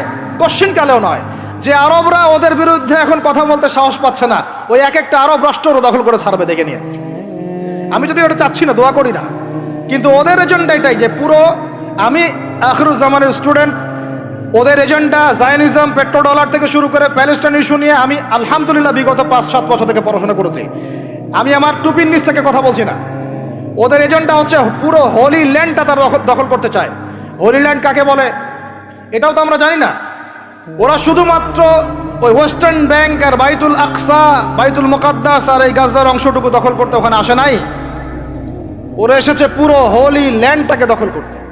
আমি ওলামা সম্মেলনে বলেছিলাম, পুরো হোলি ল্যান্ড তারা দখল করতে এসেছে। হোলি ল্যান্ড মানে মিশরের নীল নদ থেকে শুরু করে ইরাকের ইউফ্রেটিস নদী পর্যন্ত এই পুরো জায়গাটা তারা দখল করতে চায়। কেন চায়? কারণ তারা মনে করে ওই জায়গাটা সৃষ্টিকর্তা তাদেরকে দিয়েছেন। নাউজুবিল্লাহ। তারা মনে করে ওইটা হচ্ছে তাদের মসিহ আসার জায়গা, এবং ওই জায়গা থেকে তাদের মসিহ, তথাকথিত মসিহ মানে মসিহুদ দাজ্জাল, পুরো বিশ্বকে শাসন করবে এবং তারা তাকে সঙ্গ দিবে। এটা ওদের এজেন্ডা, এটা ওদের ভিশন। যত কিছু ওরা পৃথিবীতে করছে, এই ভিশনটাকে কাজে লাগিয়ে, এই ভিশনটাকে পিছনে রেখে তারা এই কাজগুলো করছে। এটা আপনি বুঝতে পারবেন না বাইরের চোখ দিয়ে, ভিতরে চোখ দিয়ে পড়াশোনা করেন, খেদির হন, বুঝতে পারবেন। ওরা বাইতুল মুকাদ্দাস চায় না, পুরো হোলি ল্যান্ডটাই দখল করতে চায়। এ কারণে এই উদ্দেশ্যেই তারা বিগত 100 বছর থেকে পুরো ওয়ার্ল্ড অ্যাফেয়ার্সের আগে রাজনীতির নিয়ন্ত্রণ নিয়েছে। কিসের নিয়ন্ত্রণ নিয়েছে? আপনি নিচু নিচু জায়গায় যত কথাই বলেন, ওই জায়গার ক্ষমতা আপনার হাতে না থাকলে আপনি জনগণকে সর্বোচ্চভাবে ইসলামের দিকে আনতে পারবেন না। আপনি এখন যদি সবাইকে জোর করে মাস্ক পরাতে পারেন আইন প্রয়োগ করে, এভাবে ওই ক্ষমতা হাতে থাকলে প্রত্যেক জনগণকে কোরআনও শেখানো যায়। ওই ক্ষমতাটার ইসলামের দরকার আছে। যদি যদি ওই ক্ষমতার বলে প্রত্যেক মানুষকে মসজিদে সোশ্যাল ডিস্টেন্স মেনটেন করানো যায়, তাহলে ওই ক্ষমতা যদি হাতে থাকতো প্রত্যেক মা বোনকে পর্দা করানো যেত, প্রত্যেক যুব ভাইকে দিন শেখানো যেত, বাধ্যতামূলক কোরআন শিক্ষাও চালু করা যেত, বাধ্যতামূলক কোরআন শিক্ষার সাথে হাদিসের শিক্ষা চালু করা যেত, সিলেবাসের মধ্যে নবীর সিরাত সংযোজন করা যেত। ইসলামে এই ক্ষমতাটা দরকার আছে। কিন্তু এটাকে অ্যাচিভ করার যে পথ পদ্ধতি, এই পথ পদ্ধতির মধ্যে আমরা আসলে কেউ নাই। নবীর তরিকার মধ্যে আমরা নাই, আমরা পড়ে আছি পশ্চিমা তরিকার মধ্যে। পশ্চিমা তরিকা দিয়ে ওই জায়গায় আপনি যেতে পারবেন না। আর যদি যেতে পারেনও, পশ্চিমারা আপনাকে সেখানে থাকতে দিবে না। আমাদের এখানে সবচেয়ে ভালো মানুষ যিনি, এখানকার এই এলাকার যিনি দায়িত্বশীল, তিনি যদি সবচেয়ে মুত্তাকি পরহেজগার মানুষ হন, তিনিও যদি দাঁড়িয়ে বলেন যে আমি ইসলামের পক্ষে আছি, কোরআনের পক্ষে আছি, হাদিসের পক্ষে আছি, আমি বাইতুল মুকাদ্দাসের পক্ষে আছি, মাজলুম ফিলিস্তিনিদের পক্ষে আছি, তার উপর থেকে চাপ চলে আসবে। কারণ পুরো বিশ্বের শক্তিটা নিয়ন্ত্রণ করছে এখন ইহুদিরা, নাসারারা, জায়নিস্টরা। ওই জায়গায় যতক্ষণ পর্যন্ত আঘাত না পড়ছে ততক্ষণ পর্যন্ত আপনি বিশ্বে স্বাধীন হতে পারবেন না। অতএব বাইরের চোখ দিয়ে না, ভিতরের চোখ দিয়ে দেখতে শিখুন। তো ভিতরের চোখ পুরো জিও পলিটিক্সটা আপনাকে বুঝাবে।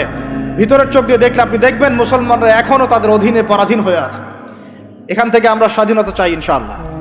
আল্লাহ পাক আমাদেরকে সেই স্বাধীনতা অর্জন করার তৌফিক দান করেন। এবার অর্থনৈতিক জীবনে আসেন। অর্থনৈতিক জীবনে এসে দেখবেন আপনি মাশাআল্লাহ মনে করবেন যে আপনি তো হালাল খাচ্ছেন, হ্যাঁ, গরুর গোশত খাচ্ছেন প্রত্যেক জুমায়। আমরা মাশাআল্লাহ মুরগির রোস্ট খাচ্ছি।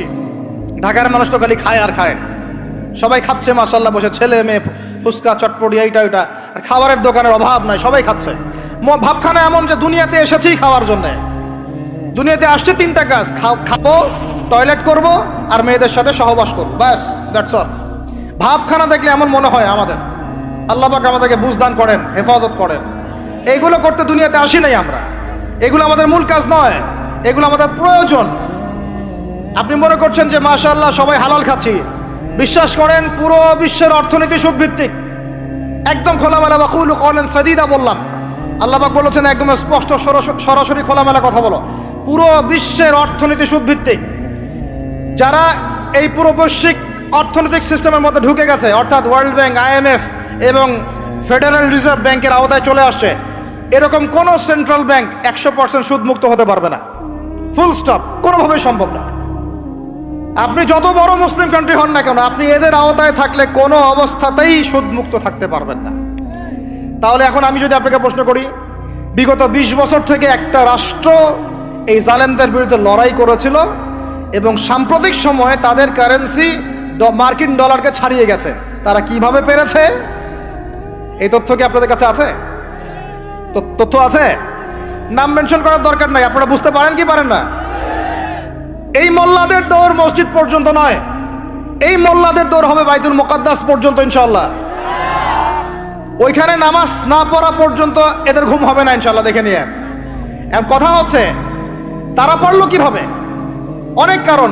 যাকাত ভিত্তিক অর্থনীতি, তারপরে দ্বৈত অর্থনীতি, হালাল অর্থনীতি, দুর্নীতি কমানো, কৃষিভিত্তিক অর্থনীতি। 3 বছরের মধ্যে ঘুরে দাঁড়িয়েছে, মাত্র 3 বছরের মধ্যে। সারা বিশ্বের অর্থনীতি এখন সুদভিত্তিক। এখান থেকে ঘুরে দাঁড়াতে হলে আমরা অবশ্যই পারবো, কেন পারবো না? আমাদের প্রথম কাজ করতে হবে সমস্ত দুর্নীতি বন্ধ করে ফেলতে হবে। 1 নাম্বার, যত কালো টাকা সব সাদা করে ফেলতে হবে, এবং যারা কালো টাকার সাথে সম্পৃক্ত সবগুলোকে ধরবেন, ভিতরে ঢুকাই ফেলবেন। একদম ওমরের শাসন, একদম ওমরের শাসন কায়েম করে ফেলতে হবে। আমরা সে জায়গায় যেতে চাচ্ছি না, আমরা বলছি আপনারাই সেই কাজ করেন। আমরা উদাত্ত আহ্বান জানাচ্ছি, যেই থাকে উপরে। আমরা দোয়া করতে সমস্যা আছে? আমরা সে জায়গায় জোর করে যেতে চাচ্ছি না, অন্তত আমার এই ইচ্ছা নাই। আর আমি কোনো পলিটিক্যাল দলের মানুষও না, জীবনে করিও নাই, করার ইচ্ছাও নাই। আমি আমার অনুরোধ, আমার আক্ষেপ, আমার আবদার হচ্ছে সমস্ত দুর্নীতিবাজদেরকে ধরবেন আর সাইজ করবেন। ওমর রাদিয়াল্লাহু তাআলা আনহুর মতো। সে যদি দাড়িওয়ালাও হয়, টুপিওয়ালাও হয়, পাগড়িওয়ালা হয়, জুব্বাওয়ালা হয়, ইমাম হয়, তবু তাকেও ধরবেন, কোনো সমস্যা নেই।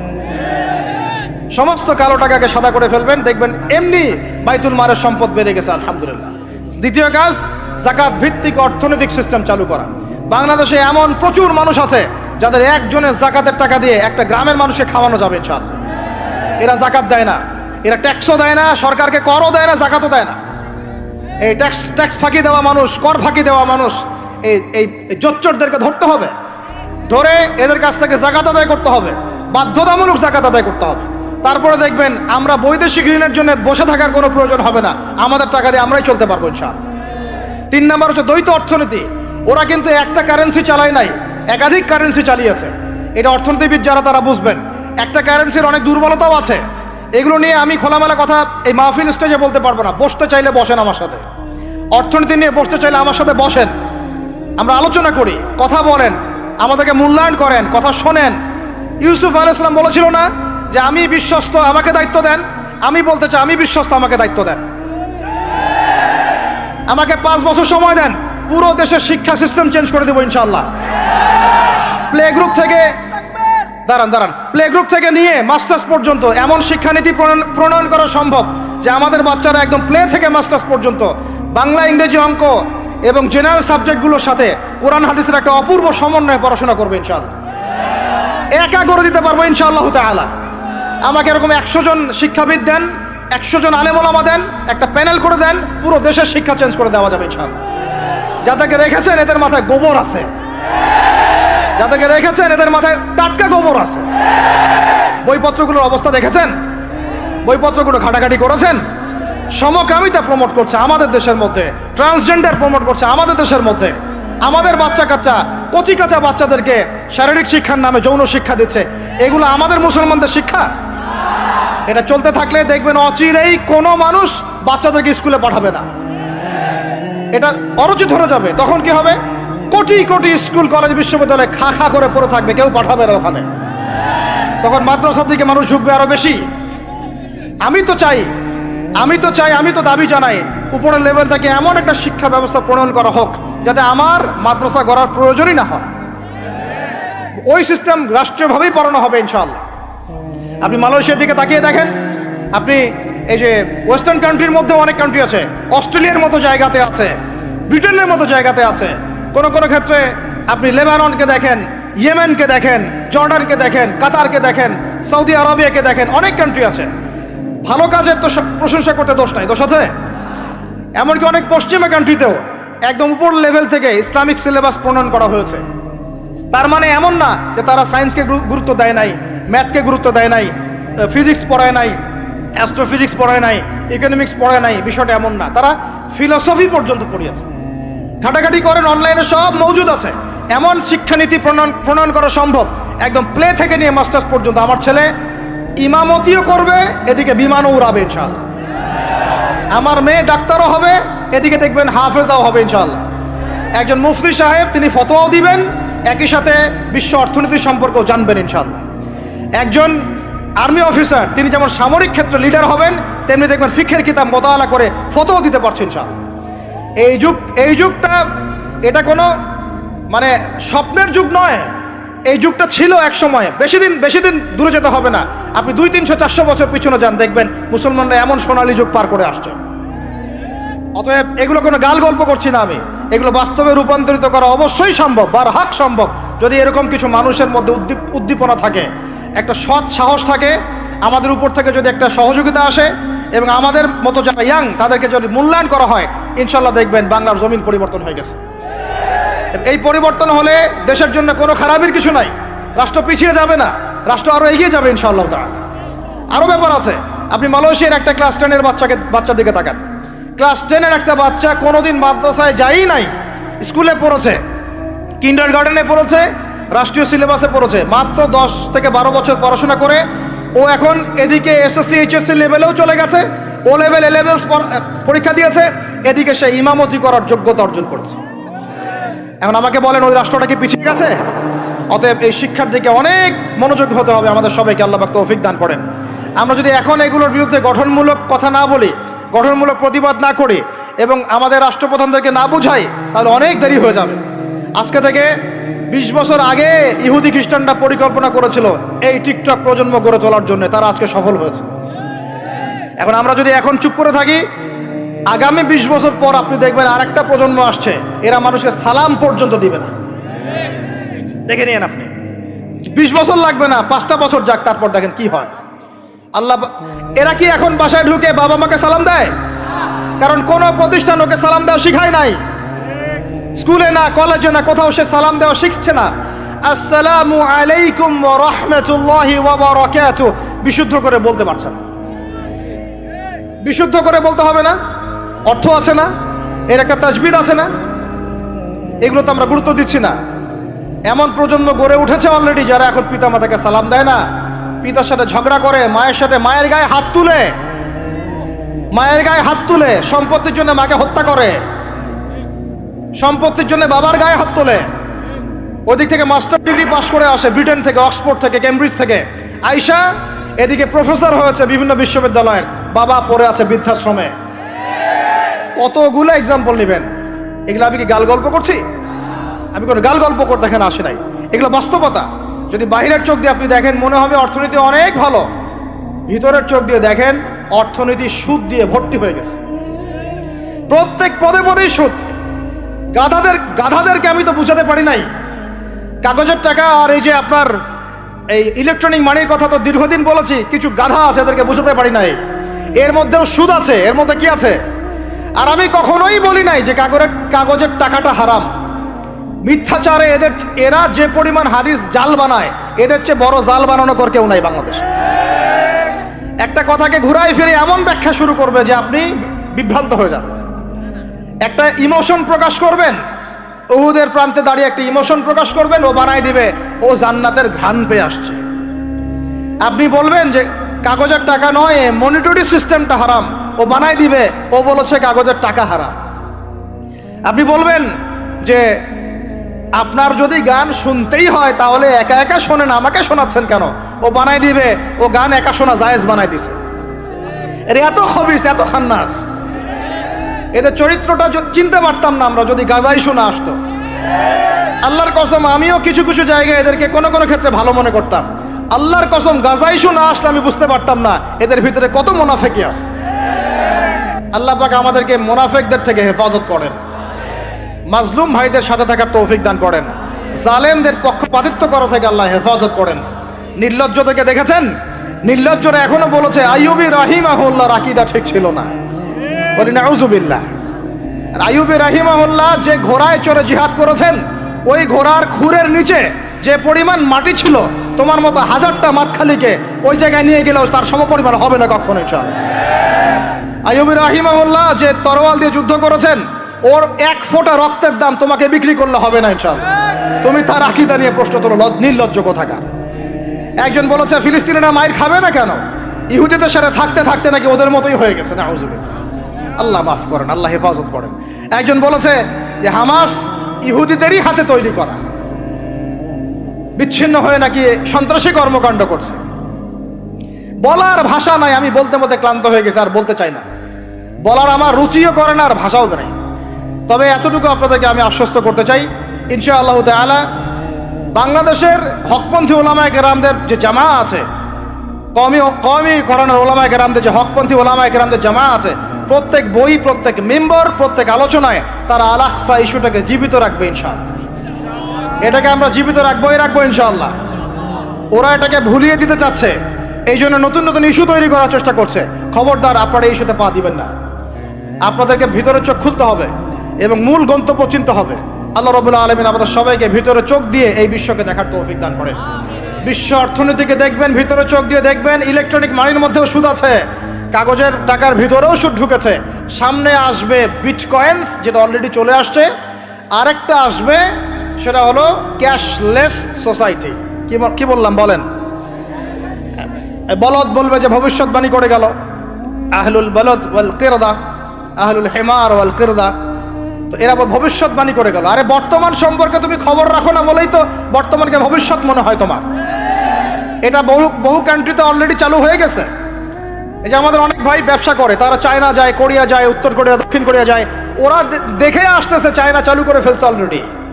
ক্যাশলেস সোসাইটি মানে হচ্ছে আপনি আপনার মুদ্রাকে সংরক্ষণ করতে পারবেন না। আপনি দেখলেন খিদির আলাইহিস সালাম দেয়াল নির্মাণ করলেন, দেয়ালের নিচে কি ছিল? খাজানা ছিল। তাহলে দেয়ালের নিচে খাজানা তিনি সংরক্ষণ করলেন কেন? এতিম বালকরা যেন বড় হয়ে সেটা নিতে পারে। তাহলে আপনি চিন্তা করেন ওই মুদ্রাটা কি ছিল? ইলেকট্রনিক মানি ছিল যেটা তিনি সংরক্ষণ করলেন। ওই মুদ্রাটা কি কাগজের মুদ্রা ছিল যেটা তিনি সংরক্ষণ করলেন? ওই মুদ্রাটাকে বিটকয়েন ছিল যেটা তিনি সংরক্ষণ করলেন? তিনি সংরক্ষণ করেছেন হয় গোল্ড কয়েন অথবা রূপার মুদ্রা। কারণ এটার মূল্য কমে যাবে না, এরা 20 বছর পর বড় হলেও বাবারই সম্পত্তি ফেরত পাবে। এইটা হলো ইসলামিক কারেন্সি, যেটা বিশ্ব থেকে উঠিয়ে দিয়েছে এই IMF, ওয়ার্ল্ড ব্যাংক আর ইউনাইটেড স্টেট এবং এদের যে চালাপালাগুলো সব। আমরা এই ব্যাস ওই সুর মিলাচ্ছি। ওরা কাগজের মুদ্রা দিয়ে সারা বিশ্বটাকে ডমিনেট করছে। তাও আবার এখানে আরো ব্যাপার আছে, কাগজের সব মুদ্রা আবার এক মানের না। একগুলো হচ্ছে হার্ড কারেন্সি মানে শক্তিশালী কারেন্সি, একগুলো সফট কারেন্সি মানে নরম কারেন্সি। বাংলাদেশের টাকা কোন কারেন্সি, হার্ড না সফট? এতটুকু তো জানেন। হার্ড কারেন্সি কি? মার্কিন ডলার, মানে মগের মূল্য। একটা কথা আছে না, মগের মূল্য। মগ কারা জানেন? ওই যে যারা রোহিঙ্গাদেরকে মেরেছিল ওরা এদের বলে মগ। আপনারা তো এগুলো জানেন না। ছোটবেলা আমাদের বাবা মারা ঘুম পাড়াতো না, খোকা ঘুমালো পাড়া জুড়ালো বর্গি এলো দেশে, মনে আছে? বুলবুলিতে ধান খেয়েছে কি বলেন, তারপরে খাজনা দিব কিসে, মনে আছে? ধান ফুড়ালো পান ফুড়ালো কি জানি, খাজনার উপায় কি, আর কটা দিন সবর করো নাকি রসুন। এখানে কি বোঝানো হয়েছে আপনি বুঝতে পারবেন না, তো ইতিহাস পড়তে হবে। খোকা ঘুমালো পাড়া জুড়ালো বর্গি এলো দেশে। বর্গি মানে এই যে মগদেরকে বোঝানো হয়েছে। ওরা উগ্র ছিল, যেখানে যাইতো এরকম মঙ্গলদের মতো ম্যাসাকার করতো, ফসল বিনষ্ট করতো, ট্যাক্স নিত, জুলুম করতো। ওইটা ভয় দেখানো হতো। ওই জন্য ওদের মূল্যক, ওদের এই যে আগ্রাসনটাকে বলা হয় মগের মূল্যক। মগের মূল্যকের ব্যাখ্যা বুঝলেন? এটা মগের মূল্য। ওরা এখন হার্ড কারেন্সি দিয়ে মগের মূল্যক। কিরকম? যে সারা বিশ্বের সফট কারেন্সিগুলো আমার কারেন্সি দিয়ে নির্ধারিত হবে, মানে আপনার 100 টাকা সমান সমান ওর $1 মগের মূল্য। কেন আমার 1 টাকা সমান সমান তোমার $1 হতে পারে না? হতে পারে না। এটা করতে দিবে না, কারণ এটা করলে আপনার অর্থনৈতিক অবস্থা অনেক সমৃদ্ধ হয়ে যাবে এবং আপনি তাদের সমান হয়ে যাবেন। আপনি যে দামে তেল কিনবেন তাকেও সে দামে তেল কিনতে হবে। তো ওরা এটা ধরিয়ে দিল। শুধু তাই না, IMF এর মাধ্যমে, ফেডারেল রিজার্ভের মাধ্যমে, ওয়ার্ল্ড ব্যাংকের মাধ্যমে তারা এটাকে আমরা দ্বিতীয় বিশ্বযুদ্ধের পরের কথা বলছি আর কি। ওই সময় ব্রেটন উড কনফারেন্স হয়েছে, পড়ে দেখুন। ব্রেটন উড কনফারেন্স হয়েছে, মার্কিন ডলারকে সারা বিশ্বের রুলিং মানে কারেন্সি হিসেবে ওরা নির্ধারণ করলো, মগের মূল্য। এবং প্রত্যেকটা কারেন্সি এর আন্ডারে নিয়ন্ত্রিত হবে এবং টাকার মান, অন্যান্য মুদ্রার মান বাড়বে কমবে এর ভিত্তিতে, আপনার প্রবৃদ্ধির ভিত্তিতে নয়। এবং তার হাতে নিয়ন্ত্রণ থেকে যাবে। যদি আপনি বেশি বাড়াবাড়ি করেন আপনার টাকার মান তারা কমাই দেবে। কয়দিন আগে ইলেকশনের আগে একটা শব্দ শুনেছিলেন অনলাইনে, স্যাংশন দিতে চাই, স্যাংশন, মনে আছে? হ্যাঁ মনে আছে? কি জিনিস বুঝছেন আপনারা? কিছু ওটা বুঝেন নাই। অর্থনৈতিক নিষেধাজ্ঞা কিভাবে দিতে পারে? আপনার টাকার মান তারা কমাই দিবে। তখন 1 কেজি পেঁয়াজের দাম হবে 500 টাকা, 1 কেজি রসুনের দাম হবে 1000 টাকা, 1 ব্যারেল তেলের দাম হয়ে যাবে দেখবেন 10,000 20,000 টাকা। কিচ্ছু করতে পারবেন না। তুরস্কের মতো কান্ট্রি যখন ঘুরে দাঁড়ানোর চেষ্টা করছিল, ওদের লিরার মান তারা বাড়িয়ে দিল একদম। ওটা তো মনে হয় 12,000 পর্যন্ত চলে গেছে। ইনফ্লেশন বলি আমরা এটাকে, মুদ্রাস্ফীতি, ওটা প্রায় 12,000% পর্যন্ত বেড়ে গিয়েছিল। বলি নাউজুবিল্লাহ। এগুলো জুলুম, অর্থনৈতিক জুলুম। বাইরের চোখ দিয়ে দেখলে মনে হবে সুন্দর চলছে সবকিছু, ভিতরের চোখ দিয়ে দেখা শিখলে বুঝবেন অর্থনৈতিক ক্ষেত্রে এই বিশ্বে এই জায়নিস্টরা, ইহুদি খ্রিস্টানরা সবচেয়ে বেশি জুলুম করেছে। আরো আছে, বলতে থাকলে সারা রাত যাবে। এরপরে তারা আরবদেরকে বুঝালো, ইয়া শাইখ, আরবদেরকে বুঝালো, হাবিবি, ইয়া হাবিবি, কাছে আসেন, শোনেন, আমরা আপনাদের কাছে তেল আছে, আপনারা তো তেল বয়কট করে দিয়েছেন, আর তেল ছাড়া তো আমাদের যুদ্ধ বিমান ফ্লাই করছে না। তেল কাদেরকে দিয়েছে আল্লাহ পাক? মিডল ইস্টে আরবকে দিয়েছে, ঠিক আছে? এখন হাবিবিকে বলা হচ্ছে আপনারা তো তেল বয়কট করে দিলেন। এটা করেছিল বাদশাহ ফয়সাল, বলেন রাহিমাহুল্লাহ। উনি একজন সাহসী নেতা ছিলেন, এই জন্যই তাকে গুপ্ত হত্যা করা হয়েছে। সাহসী যারা তাদেরকে গুপ্ত হত্যা করে এদের একটা সুন্নত। এটা মাথায় রাখবেন। খুব খুব ট্যালেন্টেড একজন দেখবেন, খুব ট্যালেন্টেড একজন বিজ্ঞানী দেখবেন হঠাৎ নাই, তাপাস করে মিসাইল এসে পড়ে গেল। এমন সূক্ষ্ম স্নাইপার দূর থেকে 12,000 কিলোমিটার দূর থেকে মেরে দিলে আপনার কলিজার মধ্যে ফেলে গেল। এগুলো জেনে বুঝেই আমরা প্রতিদিন সকাল করি, সন্ধ্যা করি, আলহামদুলিল্লাহ। কারণ অ্যাটলিস্ট আপনাকে তো জানতে হবে। জেনে নেন, পরে আপনারা চিন্তা করবেন যে কিভাবে লাইফ লিড করবেন। ফাযাক্কির ইন্নামা আনতা মুযাক্কির, আপনি উপদেশ দিন, শুধু আপনি উপদেশ দাতা। লাস্তা আলাইহিম বিমুসাইতির। ফাযাক্কির ইন নাফাআতিয যিকরা সায়াযাক্কারু মান ইয়াখশা, যারা আল্লাহকে ভয় করে তারা ফিরে আসবে ইনশাআল্লাহ। তো যেটা বলছিলাম, বাদশা ফয়সাল একদম বয়কট করে দিলেন। এবার ওরা এসে বুঝাচ্ছে যে তেল ছাড়া তো আমাদের চলছে না। এদিকে ওদের ডলারের মান কমে যাচ্ছে, মুদ্রাস্ফীতি হচ্ছে, ইনফ্লেশন হচ্ছে। এখন তারা বোঝালো যে ঠিক আছে, একটা চুক্তি করা যাক। যুবকরা ভালো করে শোনেন, এগুলো জানেন না বলেই অনেক সময় আপনি সহি সহি বলে সহি ভুল পথে যাচ্ছেন। ভাই, সহি পথেই যাচ্ছেন, বাট এটা সহি ভুল হয়ে যাচ্ছে। কথা বুঝাতে পারছি? সহিহের আড়ালে একটা মারাত্মক জয়ীফ আর জাল আকীদা আছে। এটা আপনার সামনে সহি দিয়ে ঢেকে দেওয়া হয়েছে, বুঝতে পারতেছেন না। এই জায়গাটাকে ভালো করে বোঝেন। যখন উম্মর সাথে কেউ গাদ্দারি করে তখন সে সহি থাকে না। উম্মতের সাথে কেউ যদি গাদ্দারি করে তখন সে কি থাকে না? সহি থাকে না। এখন আসেন, আমি ধর্মতাত্ত্বিক কথা বলছি। এখানে বাদশা ফয়সাল তাকে কনভিন্স করা হলো, ঠিক আছে আমরা তেল কিনবো, আপনাদের কাছ থেকে কিনবো, আপনাদের গালফ কান্ট্রি যেগুলো আছে এদের কাছ থেকে কিনবো। তবে একটা শর্ত, আপনারা তেল বিক্রি করবেন শুধু মার্কিন ডলারে, অন্য কোনো কারেন্সিতে তেল বিক্রি করতে পারবেন না। বলেন নাউজুবিল্লাহ। আপনি বাংলাদেশ গভর্নমেন্ট যদি গিয়ে এক ব্রিফকেসের মধ্যে 1 কোটি টাকা নিয়ে যায়, বুঝেন কথা, বুঝতে পারতেছেন? 1 কোটি টাকা আমাদের টাকা নিয়ে গিয়ে যদি বলে শেখ হাবিবি আমাকে তেল দাও, ওরা বলবে তেল দিতে পারবো না, খালাস, কুল্লু খালাস, এখান থেকে বের হও। কথা বুঝতে পারেন নাই? 1 কোটি কি দিবেন? টাকা, তেল দিবে না। লিখে নেন, দিবেন। কিন্তু সেই 1 কোটি টাকাকে যদি আপনি ডলারে কনভার্ট করেন, ওটাকে ডলার দিয়ে কনভার্ট করেন, করে যদি বলেন হাবিবি তেল, তখন বলবে যে আসো দালিলাহি, তেল নিয়ে যাও, খালাস, কুল্লু খালাস। এটা বুঝতে পারছেন? তেল বিক্রি করব শুধুমাত্র ডলার দিয়ে, ডলার ছাড়া অন্য কোনো কারেন্সিতে তেল বিক্রি করতে পারবো না। এইটা পশ্চিমারা আরবদের সাথে একটা সন্ধি করলো আর কি, চুক্তি করলো। এই চুক্তির নাম হলো পেট্রো ডলার মনিটরি সিস্টেম। বুঝতে পারলাম? Petro dollar monetary system. এর বদৌলতে আরবের মরুভূমি হয়ে গেল এখন একদম অট্টালিকার প্রাসাদ। বোঝা যায়? মরুভূমিগুলো হয়ে গেল কি অট্টালিকার প্রাসাদ, আর বাকি পুরো মুসলিম উম্মার উপর দেখেন কি দুরবস্থা নেমে আসছে। শুধু তাই না, ওই ডলার হলো একদম লিডার, কারেন্সির লিডার। এখন ওই ডলার তেলের মান নির্ধারণ করবে, আপনি টাকা দিয়ে করতে পারবেন।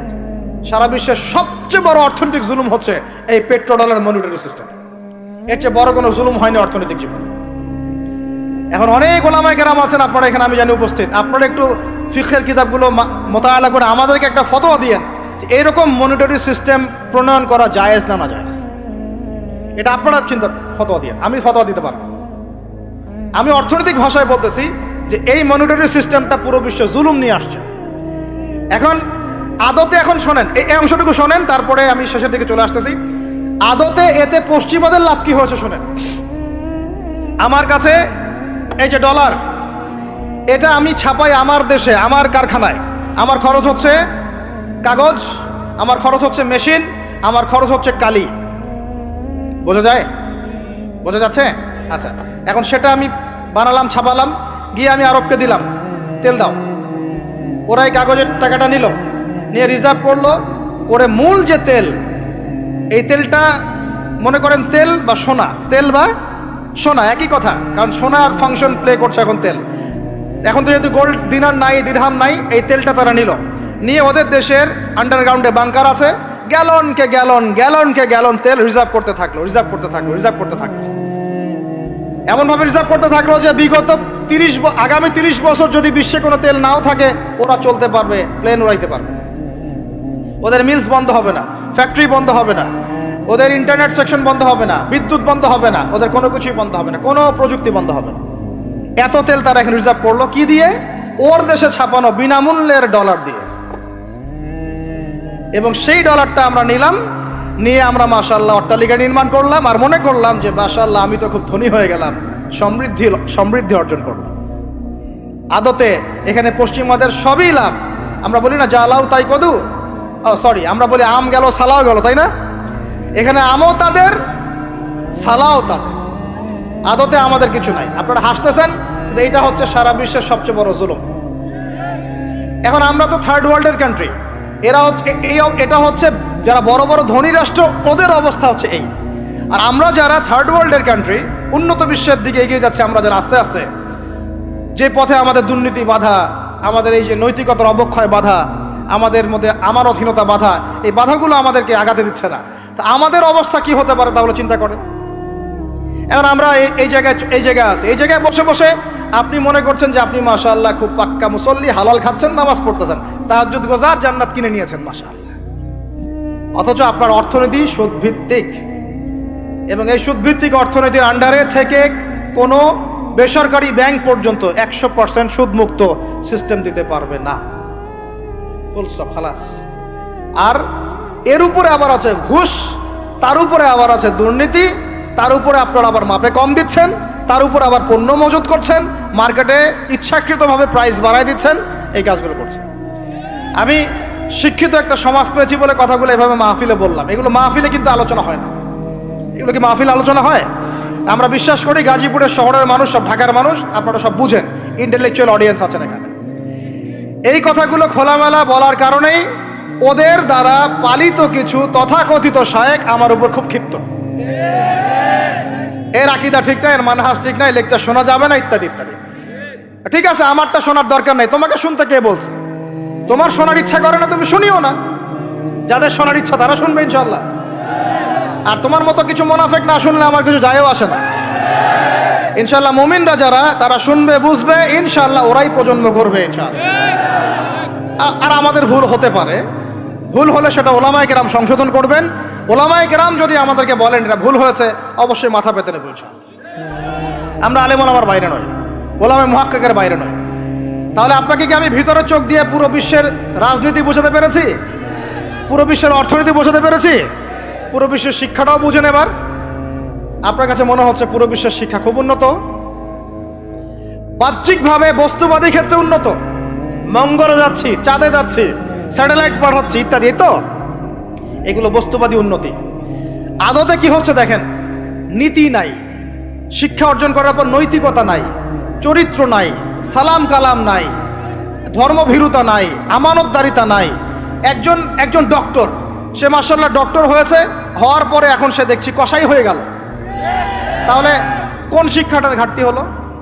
নীতির, নৈতিকতার, ইসলামের ওই বুঝটা নাই, পরকালীন কনসেপ্ট নাই।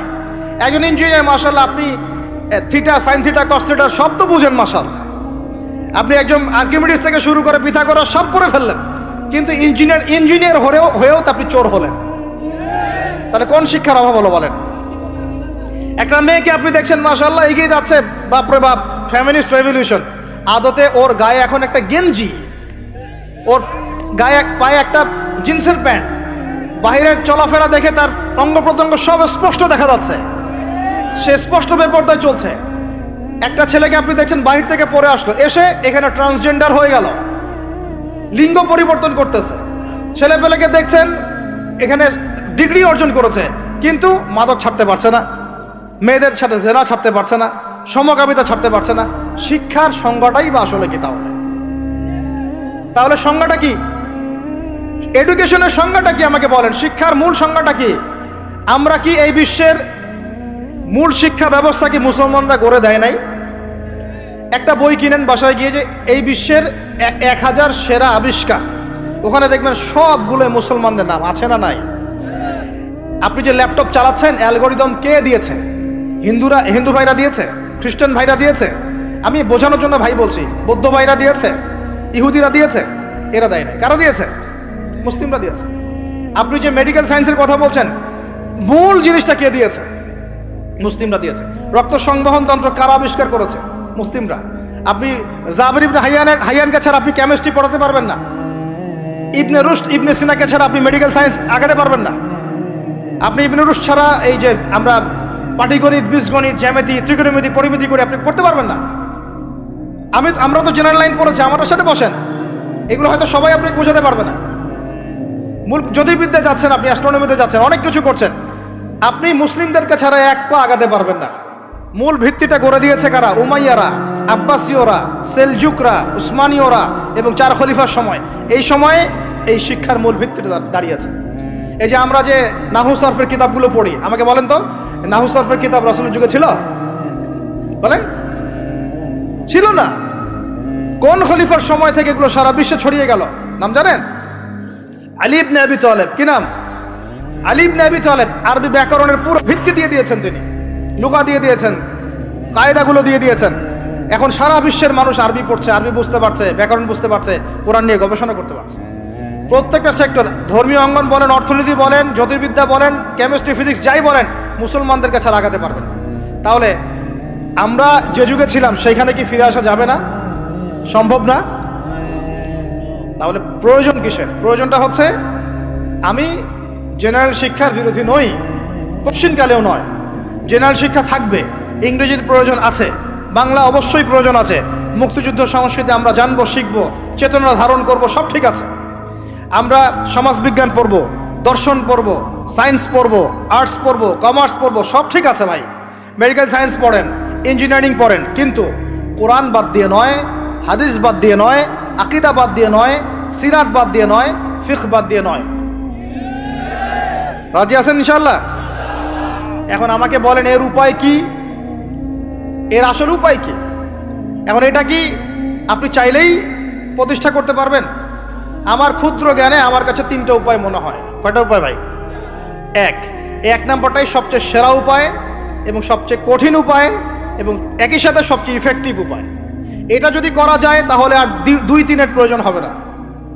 সেটা হলো, জাস্ট যদি আমাদের ঊর্ধ্বতন কর্তৃপক্ষ, আমাদের শিক্ষা মন্ত্রণালয়, আমাদের গভর্নমেন্ট, আমাদের প্রশাসন, আমাদের সরকার, তারা যদি একটা টেবিলে বসে ওলামায়ে কেরামদেরকে নিয়ে বসে, প্রতিভাবান ইয়াংদেরকে নিয়েও বসে, শিক্ষা নিয়ে যাদের অবদান আছে তাদেরকে নিয়ে বসে যদি একটা শিক্ষানীতি প্রণয়ন করে যে না, আমাদের দেশটা মুসলিম কান্ট্রি, বেশিরভাগ মানুষই মুসলমান জনগণ, মুসলমান যুবক, মুসলমান যুবতী, মুসলমান শিশু কিশোর বেশিরভাগই মুসলিম, অ্যাজ এ ডেমোক্রেটিক সিস্টেম এখানে বেশিরভাগই মুসলিম, তাহলে তাদের স্বার্থ বিবেচনা করে আমরা একটা শিক্ষানীতি প্রণয়ন করি না কেন? একটা শিক্ষানীতি প্রণয়ন করি যেখানে প্লে গ্রুপ থেকে শুরু করে মাস্টার্স পর্যন্ত আমরা মাশাআল্লাহ 2টা শিক্ষাকে সমন্বয় করে দেবো ইনশাআল্লাহ। এই সমন্বয়টা করলে আমার ছেলে বললাম তো 2 দিকেই ইনশাআল্লাহ এক্সপার্ট হবে। আমাদেরকে আলাদা করে কোনো প্রতিষ্ঠান খুলতেও হবে না। এটা কি করা যায় না? এটা যদি করা যায় তাহলে আমাদেরকে আলাদা করে কোনো মাদ্রাসাও খুলতে হচ্ছে না এখন, বরং যা আছে এটা দিয়ে যথেষ্ট, যা আছে এটা দিয়ে যথেষ্ট। আর সুন্দর নীতি থাকবে, সিলেবাস করে দেওয়া হবে, দেখবেন সবাই একই ভাষায় কথা বলছে, একই শিক্ষা শিক্ষিত হচ্ছে, একটা লেভেল পর্যন্ত অ্যাটলিস্ট মানুষ নৈতিক শিক্ষা পাবে, ইসলামী শিক্ষা পাবে। পরবর্তীতে গিয়ে ফ্যাকাল্টি আলাদা হয়ে যাবে, তারা কেউ ইঞ্জিনিয়ার, কেউ ডক্টর, ইত্যাদি ইত্যাদি হতে পারে। এটা যদি আমাকে বলেন, আমাকে 5টা বছর সময় দেন, 5 বছর সময় দেন, যদি মূল্যায়ন করেন, আমি ইউসুফ আলাইহিস সালামের মতো বলতে বাধ্য হচ্ছি এখন, কারণ আমি এটা দেখে অনেক ব্যথিত হচ্ছি। কেউ বলুক না বলুক, আমি কোনো দলের পক্ষ থেকে বলছি না, কোনো মতের পক্ষ থেকে না, কোনো রাজনৈতিক ব্যক্তিবর্গের পক্ষ থেকেও নয়, আমি আমার ব্যক্তিগত ব্যক্তি স্বার্থের পক্ষ থেকে বলছি, আমাকে 5টা বছর সময় দেন, ইনশাল্লাহ এটা আমি করে দিতে পারবো ইনশাল্লাহ। জাস্ট আমাকে একটা সমৃদ্ধ লাইব্রেরি দেন, বসার জায়গা দেন, কাজ করার জায়গা দেন, স্বাধীনতা দেন, ইনশাল্লাহ আমি করে দেই।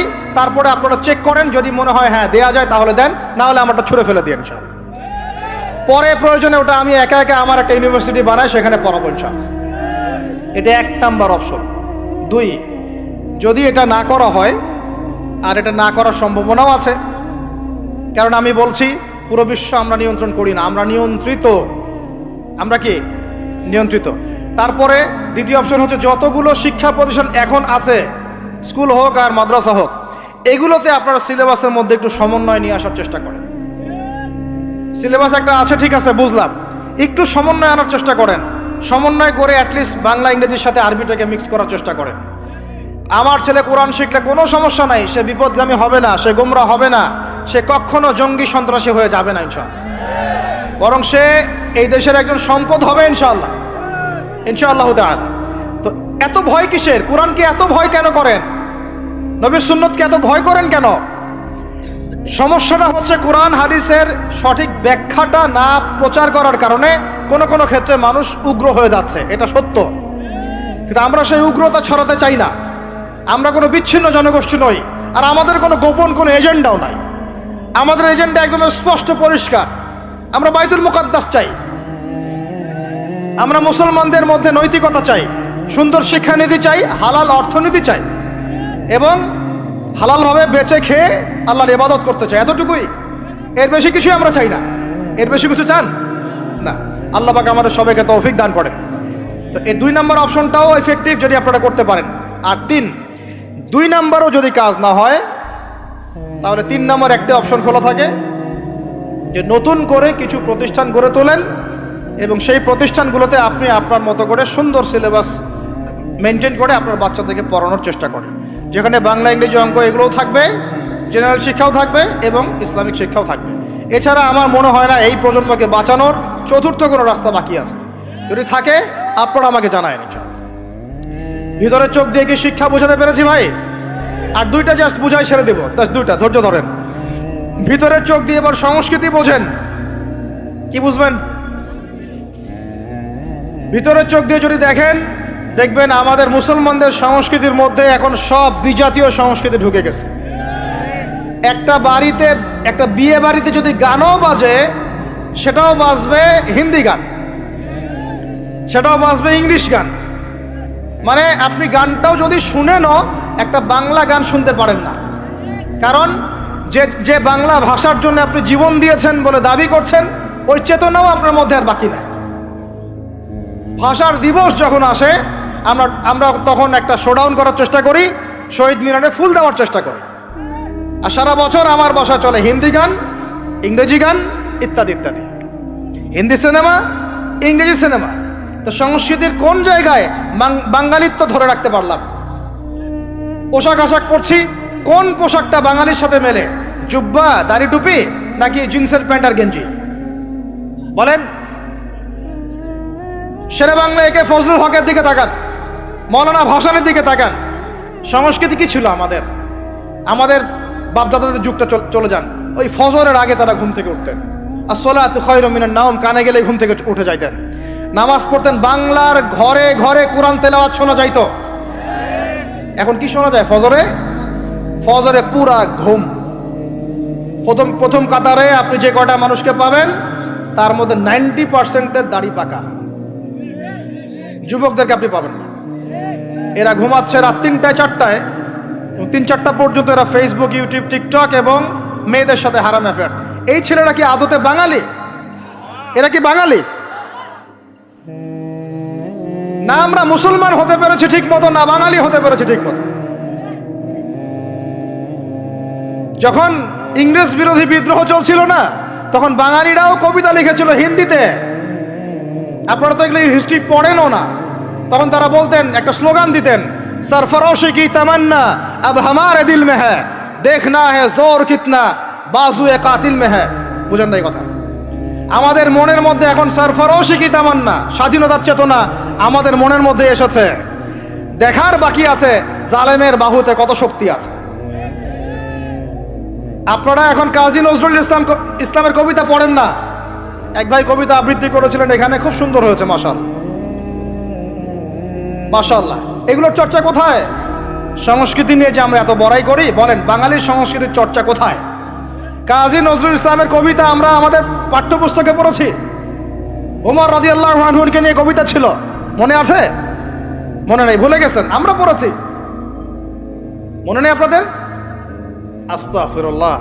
উমর ইবনুল খাত্তাব, আমিরুল মুমিনিন, তোমার কি জানি, তোমার স্মৃতি আজানের ধ্বনি না, জানে না মুয়াজ্জিন। আমি ভুলে গেছি, অনেকদিন আগে পড়াগুলো, আমি চর্চা এখন করি না। তো মুয়াজ্জিন জানে না যে হে আমিরুল মুমিনিন, তোমার স্মৃতিতেই এই আজান দেয়া হচ্ছে। মানে আমিরুল মুমিনিনের যে স্বপ্ন, এখান থেকে কিন্তু আজানের ইয়াটা আসছে। আর যায়েদ ইবনে সাবিত রাদিয়াল্লাহু আনহু স্বপ্ন থেকে তিনি হেঁটে যাচ্ছেন, একবার উটের পিঠে ভৃত্যকে বসালেন আর ভৃত্যকে নামালেন, তিনি উঠলেন, উনি নামলেন, ভৃত্যকে উঠালেন, এভাবে পায়ে হেঁটে হেঁটে বাইতুল মুকাদ্দাস পর্যন্ত গেলেন। জানেন না আপনারা এগুলো ঘটনা? কোথায় এগুলো, কোথায় এখন বলেন? আছে পাঠ্যপুস্তকে? ঢাক, ঢোল, ডুগি, তবলা কি শুরু করেছেন আপনারা? আসলে আসলে বাঙালি সংস্কৃতি বলতে কি বোঝাচ্ছেন? আহমেদ সফার নাম শুনেছেন? তাকে ছাড়া আপনি বাঙালি সংস্কৃতি কোথায় পাবেন?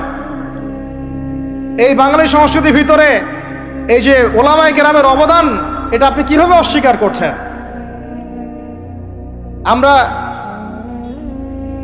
আমরা এখন পড়ে আছি কয়েকটা বিষয় নিয়ে। দেখেন, গান বাজনা, ঢাকঢোল, ডুগি, তবলা এবং এমন কিছু সংস্কৃতির নামে কাজ যেগুলোর মধ্যে শিরক আছে অথবা বেদাত আছে অথবা কুফর।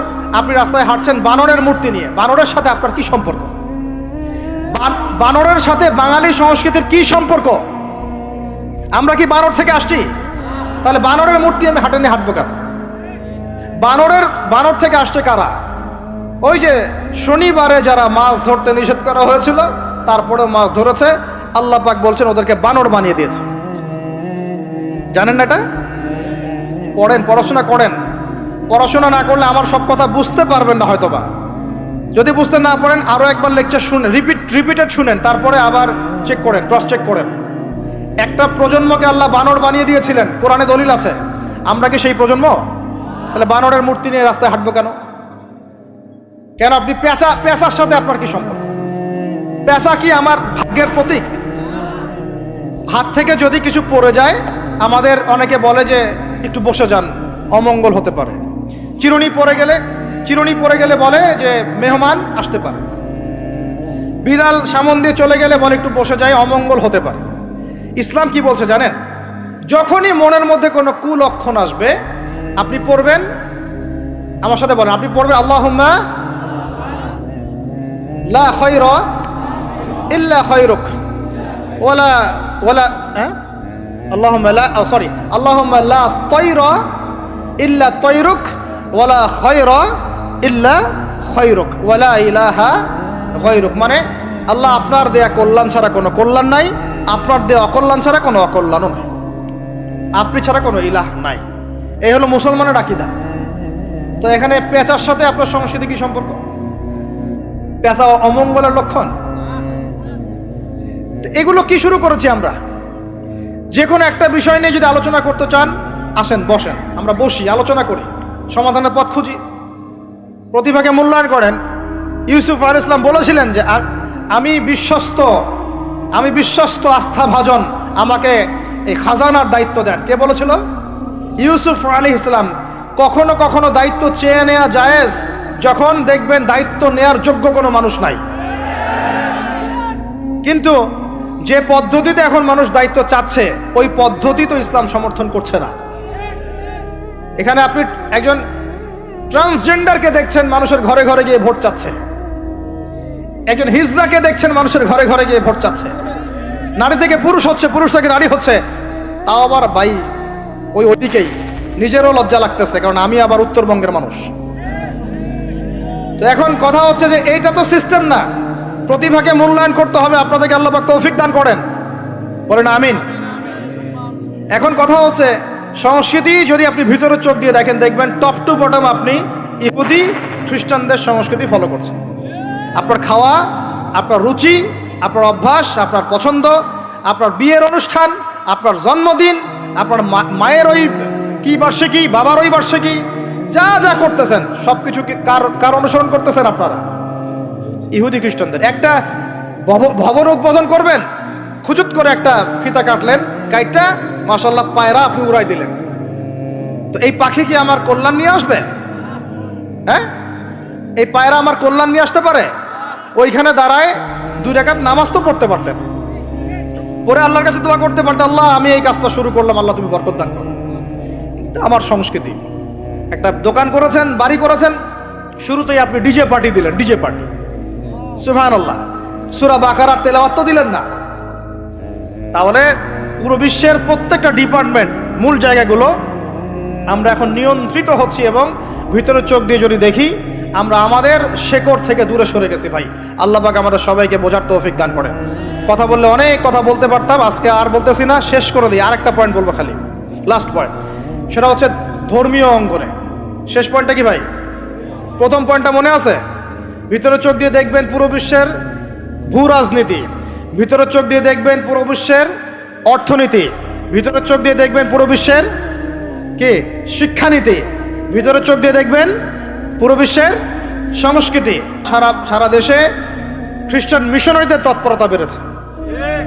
এই জন্য আমাদেরকে তুলনামূলক ধর্মতত্ত্ব পড়তে হবে, ওদের সাথে আমাদেরকে বাহাস করতে হবে, এই ভাইদেরকে ফিরিয়ে আনতে হবে। অনেকে টাকার কারণে উত্তরবঙ্গের দিকে, দক্ষিণবঙ্গে, আপনার পাহাড়ি এলাকার দিকে এগুলোর তৎপরতা প্রচুর বেড়ে গেছে। আমরা তো মাশাআল্লাহ মিলাদ আর জিলাপি আর খোরমা আর কিয়াম নিয়ে দাঁড়িয়ে আছে। ভিতরে যে ইসলাম কোথায় চলে যাচ্ছে আমরা তো জানি না। আল্লাহ পাক আমাদেরকে বোঝার তৌফিক দান করেন। আরো বেড়েছে, ওই যে একটু আগে আপনারা আলোচনা করছিলেন কাদিয়ানি মতবাদ, এটা বাড়ছে। সুদী এনজিওর মতবাদ বাড়ছে। একজন আলেম বলেছিলেন বাংলাদেশের, যেদিন বাংলাদেশের 50% মানুষ খ্রিস্টান হয়ে যাবে, শিয়া হয়ে যাবে, কাদিয়ানি হয়ে যাবে, ওই দিন আপনাদের হুঁশ ফিরবে। আল্লাহ পাক আমাদেরকে ওই দিন আসার আগেই হুঁশে আসার তৌফিক দান করেন। সব ইখতিলাফি বিষয়গুলো ভুলে যান, মুমিনদের সাথে থাকেন, ওলামায়ে কেরামের জামাতের সাথে থাকেন, ছোটখাটো বিষয় নিয়ে তর্ক করা বন্ধ করেন, ইস্যু পাগল হওয়া বন্ধ করেন, ডিভাইস আসক্তি বন্ধ করেন, এই শোডাউনগুলো বন্ধ করেন, মূল জায়গাগুলোয় কাজ করেন। সালাত, তাহাজ্জুদ, হালাল রিজিক, আদর্শ পরিবার গঠন, ঠিক আছে, দাওয়াতের মেহনত, সৎ কাজে আদেশ, অসৎ কাজে নিষেধ, এগুলোতে মনোযোগী হন। আল্লাহ পাক ইনশাআল্লাহ আমাদেরকে তৌফিক দান করবেন ইনশাআল্লাহ। কারণ আল্লাহ ওয়াদা করেছেন, ইন তানসুরুল্লাহ ইয়ানসুরুকুম, তোমরা আল্লাহকে সাহায্য করো, আল্লাহ তোমাদেরকে সাহায্য করবে ইনশাআল্লাহ। কিন্তু ওয়াইন তাতাওয়াল্লাহ, তোমরা যদি সাহায্য না করে মুখ ফিরে চলে যাও, তাহলে ইয়াস্তাবদিল কওমান গায়রাকুম, আল্লাহ পাক অন্য কওমকে তোমাদের জায়গায় নিয়ে আসবেন, তোমাদেরকে সরাই দিবেন। সুম্মা লা ইয়াকুনু আমসালাকুম, তারা তোমাদের মতো অপদার্থ হবে না। নাউযুবিল্লাহ। আমরা চাই আল্লাহ যেন আমাদেরকে সরিয়ে না দিয়ে আমাদের দ্বারাই খেদমত নেন। আল্লাহ পাক কবুল করেন। আমাদের এই পুরো প্রজন্মটাকে আল্লাহ পাক তওবা করে ফিরে আসার তৌফিক দান করেন। বিশ্বের বুকে ওমর রাদিয়াল্লাহু আনহুর সময় আমরা যেমন মাথা উঁচু করে বাঁচতাম, ওইভাবে বাঁচার তৌফিক দান করেন। এমন একটা জায়গায় পুরো জাতিকে নিয়ে যাওয়ার তৌফিক দান করেন যেন আমাদের ভয়ে ওরা থরথর করে কাঁপা শুরু করে। এগুলো বললে অনেক কথা, বললে কথা অনেক দিকে চলে যায়। কথা হচ্ছে আমরা বিগত 70 বছরে আমরা একটা মিসাইল বানাতে পারি নাই এখন পর্যন্ত। কথা অনেক গভীর। আমাদেরকে ওরা ভয় করবে কিভাবে? এই বিশ্বে তো ঢাল তলোয়ার দিয়ে যুদ্ধ হয় না। ওয়াইদ্দু লাকুম মাস্তাতাতুম মিন কুওয়াতিন, সূরা আনফালের মধ্যে আল্লাহ পাক আয়াত নাযিল করেছেন, হে মুসলিমরা তোমরা শক্তি অর্জন করো, তোমরা শক্তি সামর্থ্য অর্জন করো। তুরহিবুনা বিহি আদুওয়াল্লাহি ওয়া আদুওয়াকুম, এই শক্তি দিয়ে তোমরা আল্লাহর দুশমনদেরকে ভয় দেখাবা।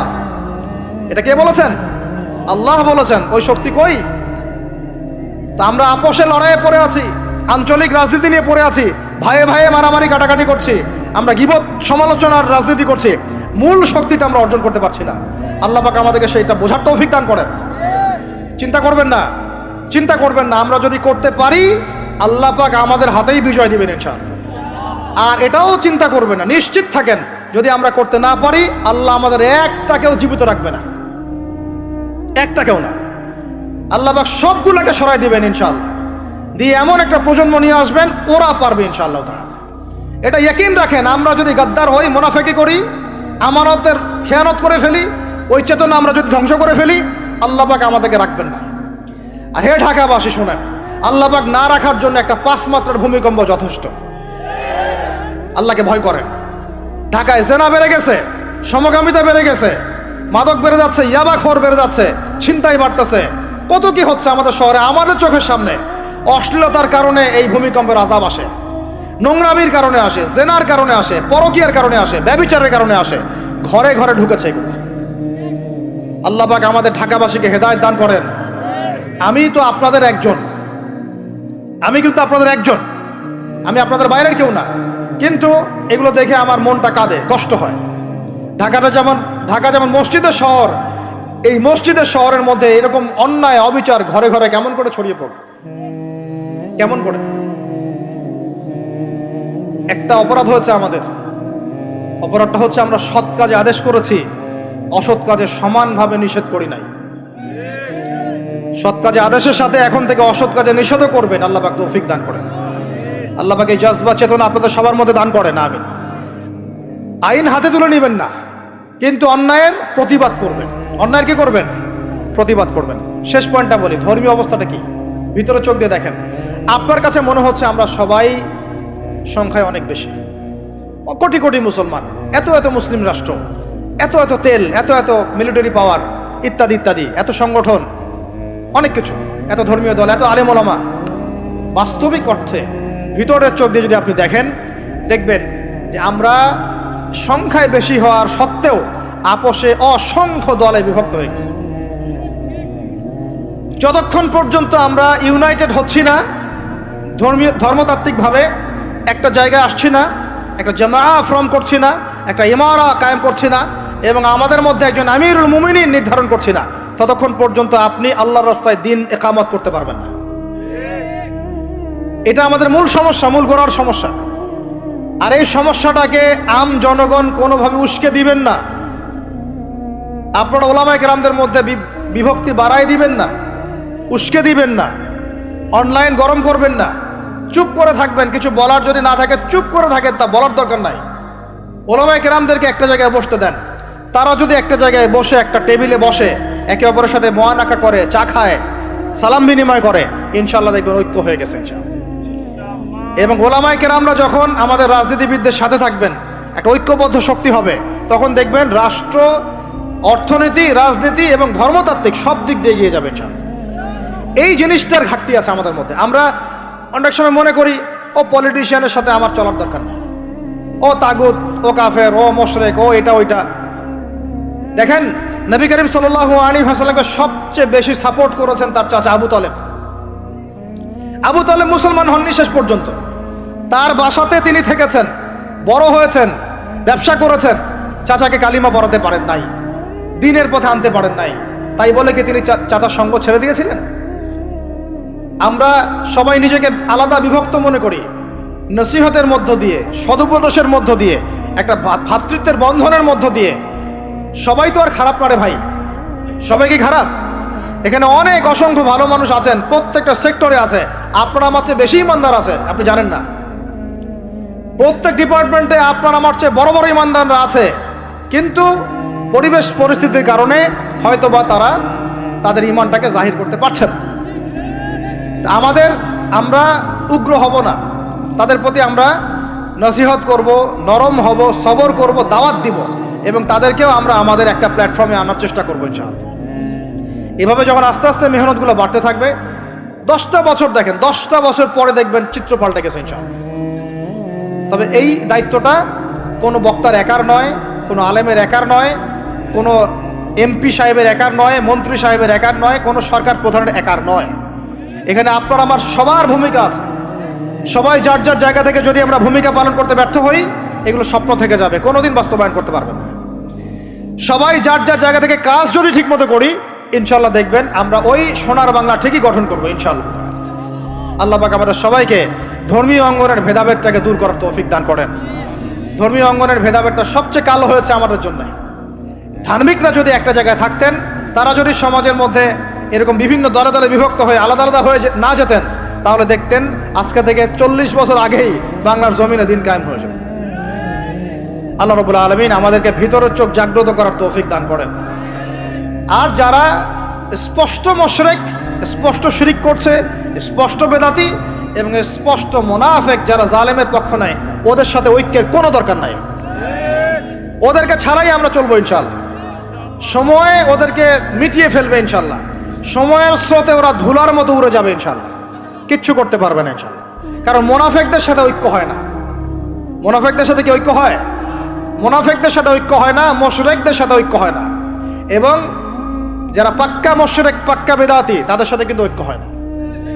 তো এই জিনিসগুলো আমরা অ্যাভয়েড করে মুমিনদের জামাআকে নিয়ে ঐক্যবদ্ধ হয়ে সামনের দিকে এগিয়ে যাবো ইনশাআল্লাহ। আল্লাহ পাক আমাদের সমস্ত ওলামায়ে কেরামদেরকে দীর্ঘ নেক হায়াত দারাজ করেন, তাদেরকে এক প্ল্যাটফর্মে বসার তৌফিক দান করেন।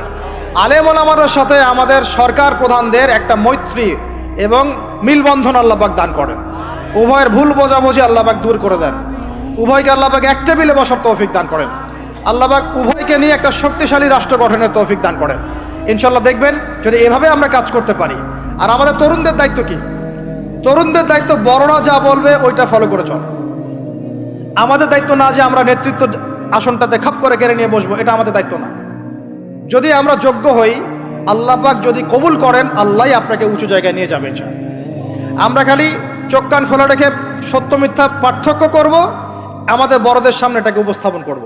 তারা যদি মুনাসিব মনে করেন, আমাদেরকে তাদের জায়গায় নিয়ে যাবে ইনশাআল্লাহ। এবং আমাদের কাজ হচ্ছে ইলম অর্জন করা, তাজকিয়া অর্জন করা, বেশি বেশি আমল করা এবং ওলামায়ে কেরামের সোহবতে থাকা, এবং এই জাতিটাকে নিজের একক জাতি মনে করা, আলাদা মনে না করা। আমরা সবাই মিলে এক জাতি, মনে রাখবেন, আমরা সবাই মিলে এক জাতি। সরকার, প্রশাসন, আমজনগণ, ওলামায়ে কেরাম, যুবক যুবতী, তরুণ তরুণী, আমাদের সন্তানরা, সবাই মিলে আমরা একটা মুসলিম জাতি। মনে থাকবেন ইনশাআল্লাহ, বিভক্তির দিকে যাবেন না, ঐক্যবদ্ধ থাকেন, বিজয় আমাদের হবে ইনশাআল্লাহ। আল্লাহ রাব্বুল আলামিন আমাদের সবাইকে কথাগুলো বোঝার তৌফিক দান করেন। কিছু কথা যদি আমার ভুল হয়ে যায়, আল্লাহ যেন মাফ করে দেন। যেগুলো সঠিক সেগুলো আল্লাহ কবুল করেন এবং সেই অনুযায়ী আমাকে আমল করার তৌফিক দান করেন, আপনাদের সবাইকে আমল করার তৌফিক দান করেন। আল্লাহ পাক আমাদের সবাইকে বাইরের চোখের সাথে ভিতরের চোখ দিয়ে দেখার তৌফিক দান করেন। সূরা কাহাফের উপর আমল করার তৌফিক দান করেন। এই জালেম সভ্যতার যে জুলুম, এগুলো থেকে আল্লাহ পাক আমাদেরকে হেফাজত করেন। আল্লাহ পাক আমাদের প্রত্যেক স্তরের মানুষদেরকে হেদায়েত দান করেন এবং আমাদের হায়াতের রিজিকে আল্লাহ বরকত দান করেন। খাস করে যারা নেতৃস্থানীয় ব্যক্তিবর্গ এবং ওলামায়ে কেরাম এবং দ্বীনের পথের রাহাবার, আলেম, ওলামা, মুজাহিদ, লেখক, কলামিস্ট ইত্যাদি, দায়ী আল্লাহ, তালেবে ইলম, আল্লাহ পাক তাদের হায়াতে বরকত দান করেন। আমিন।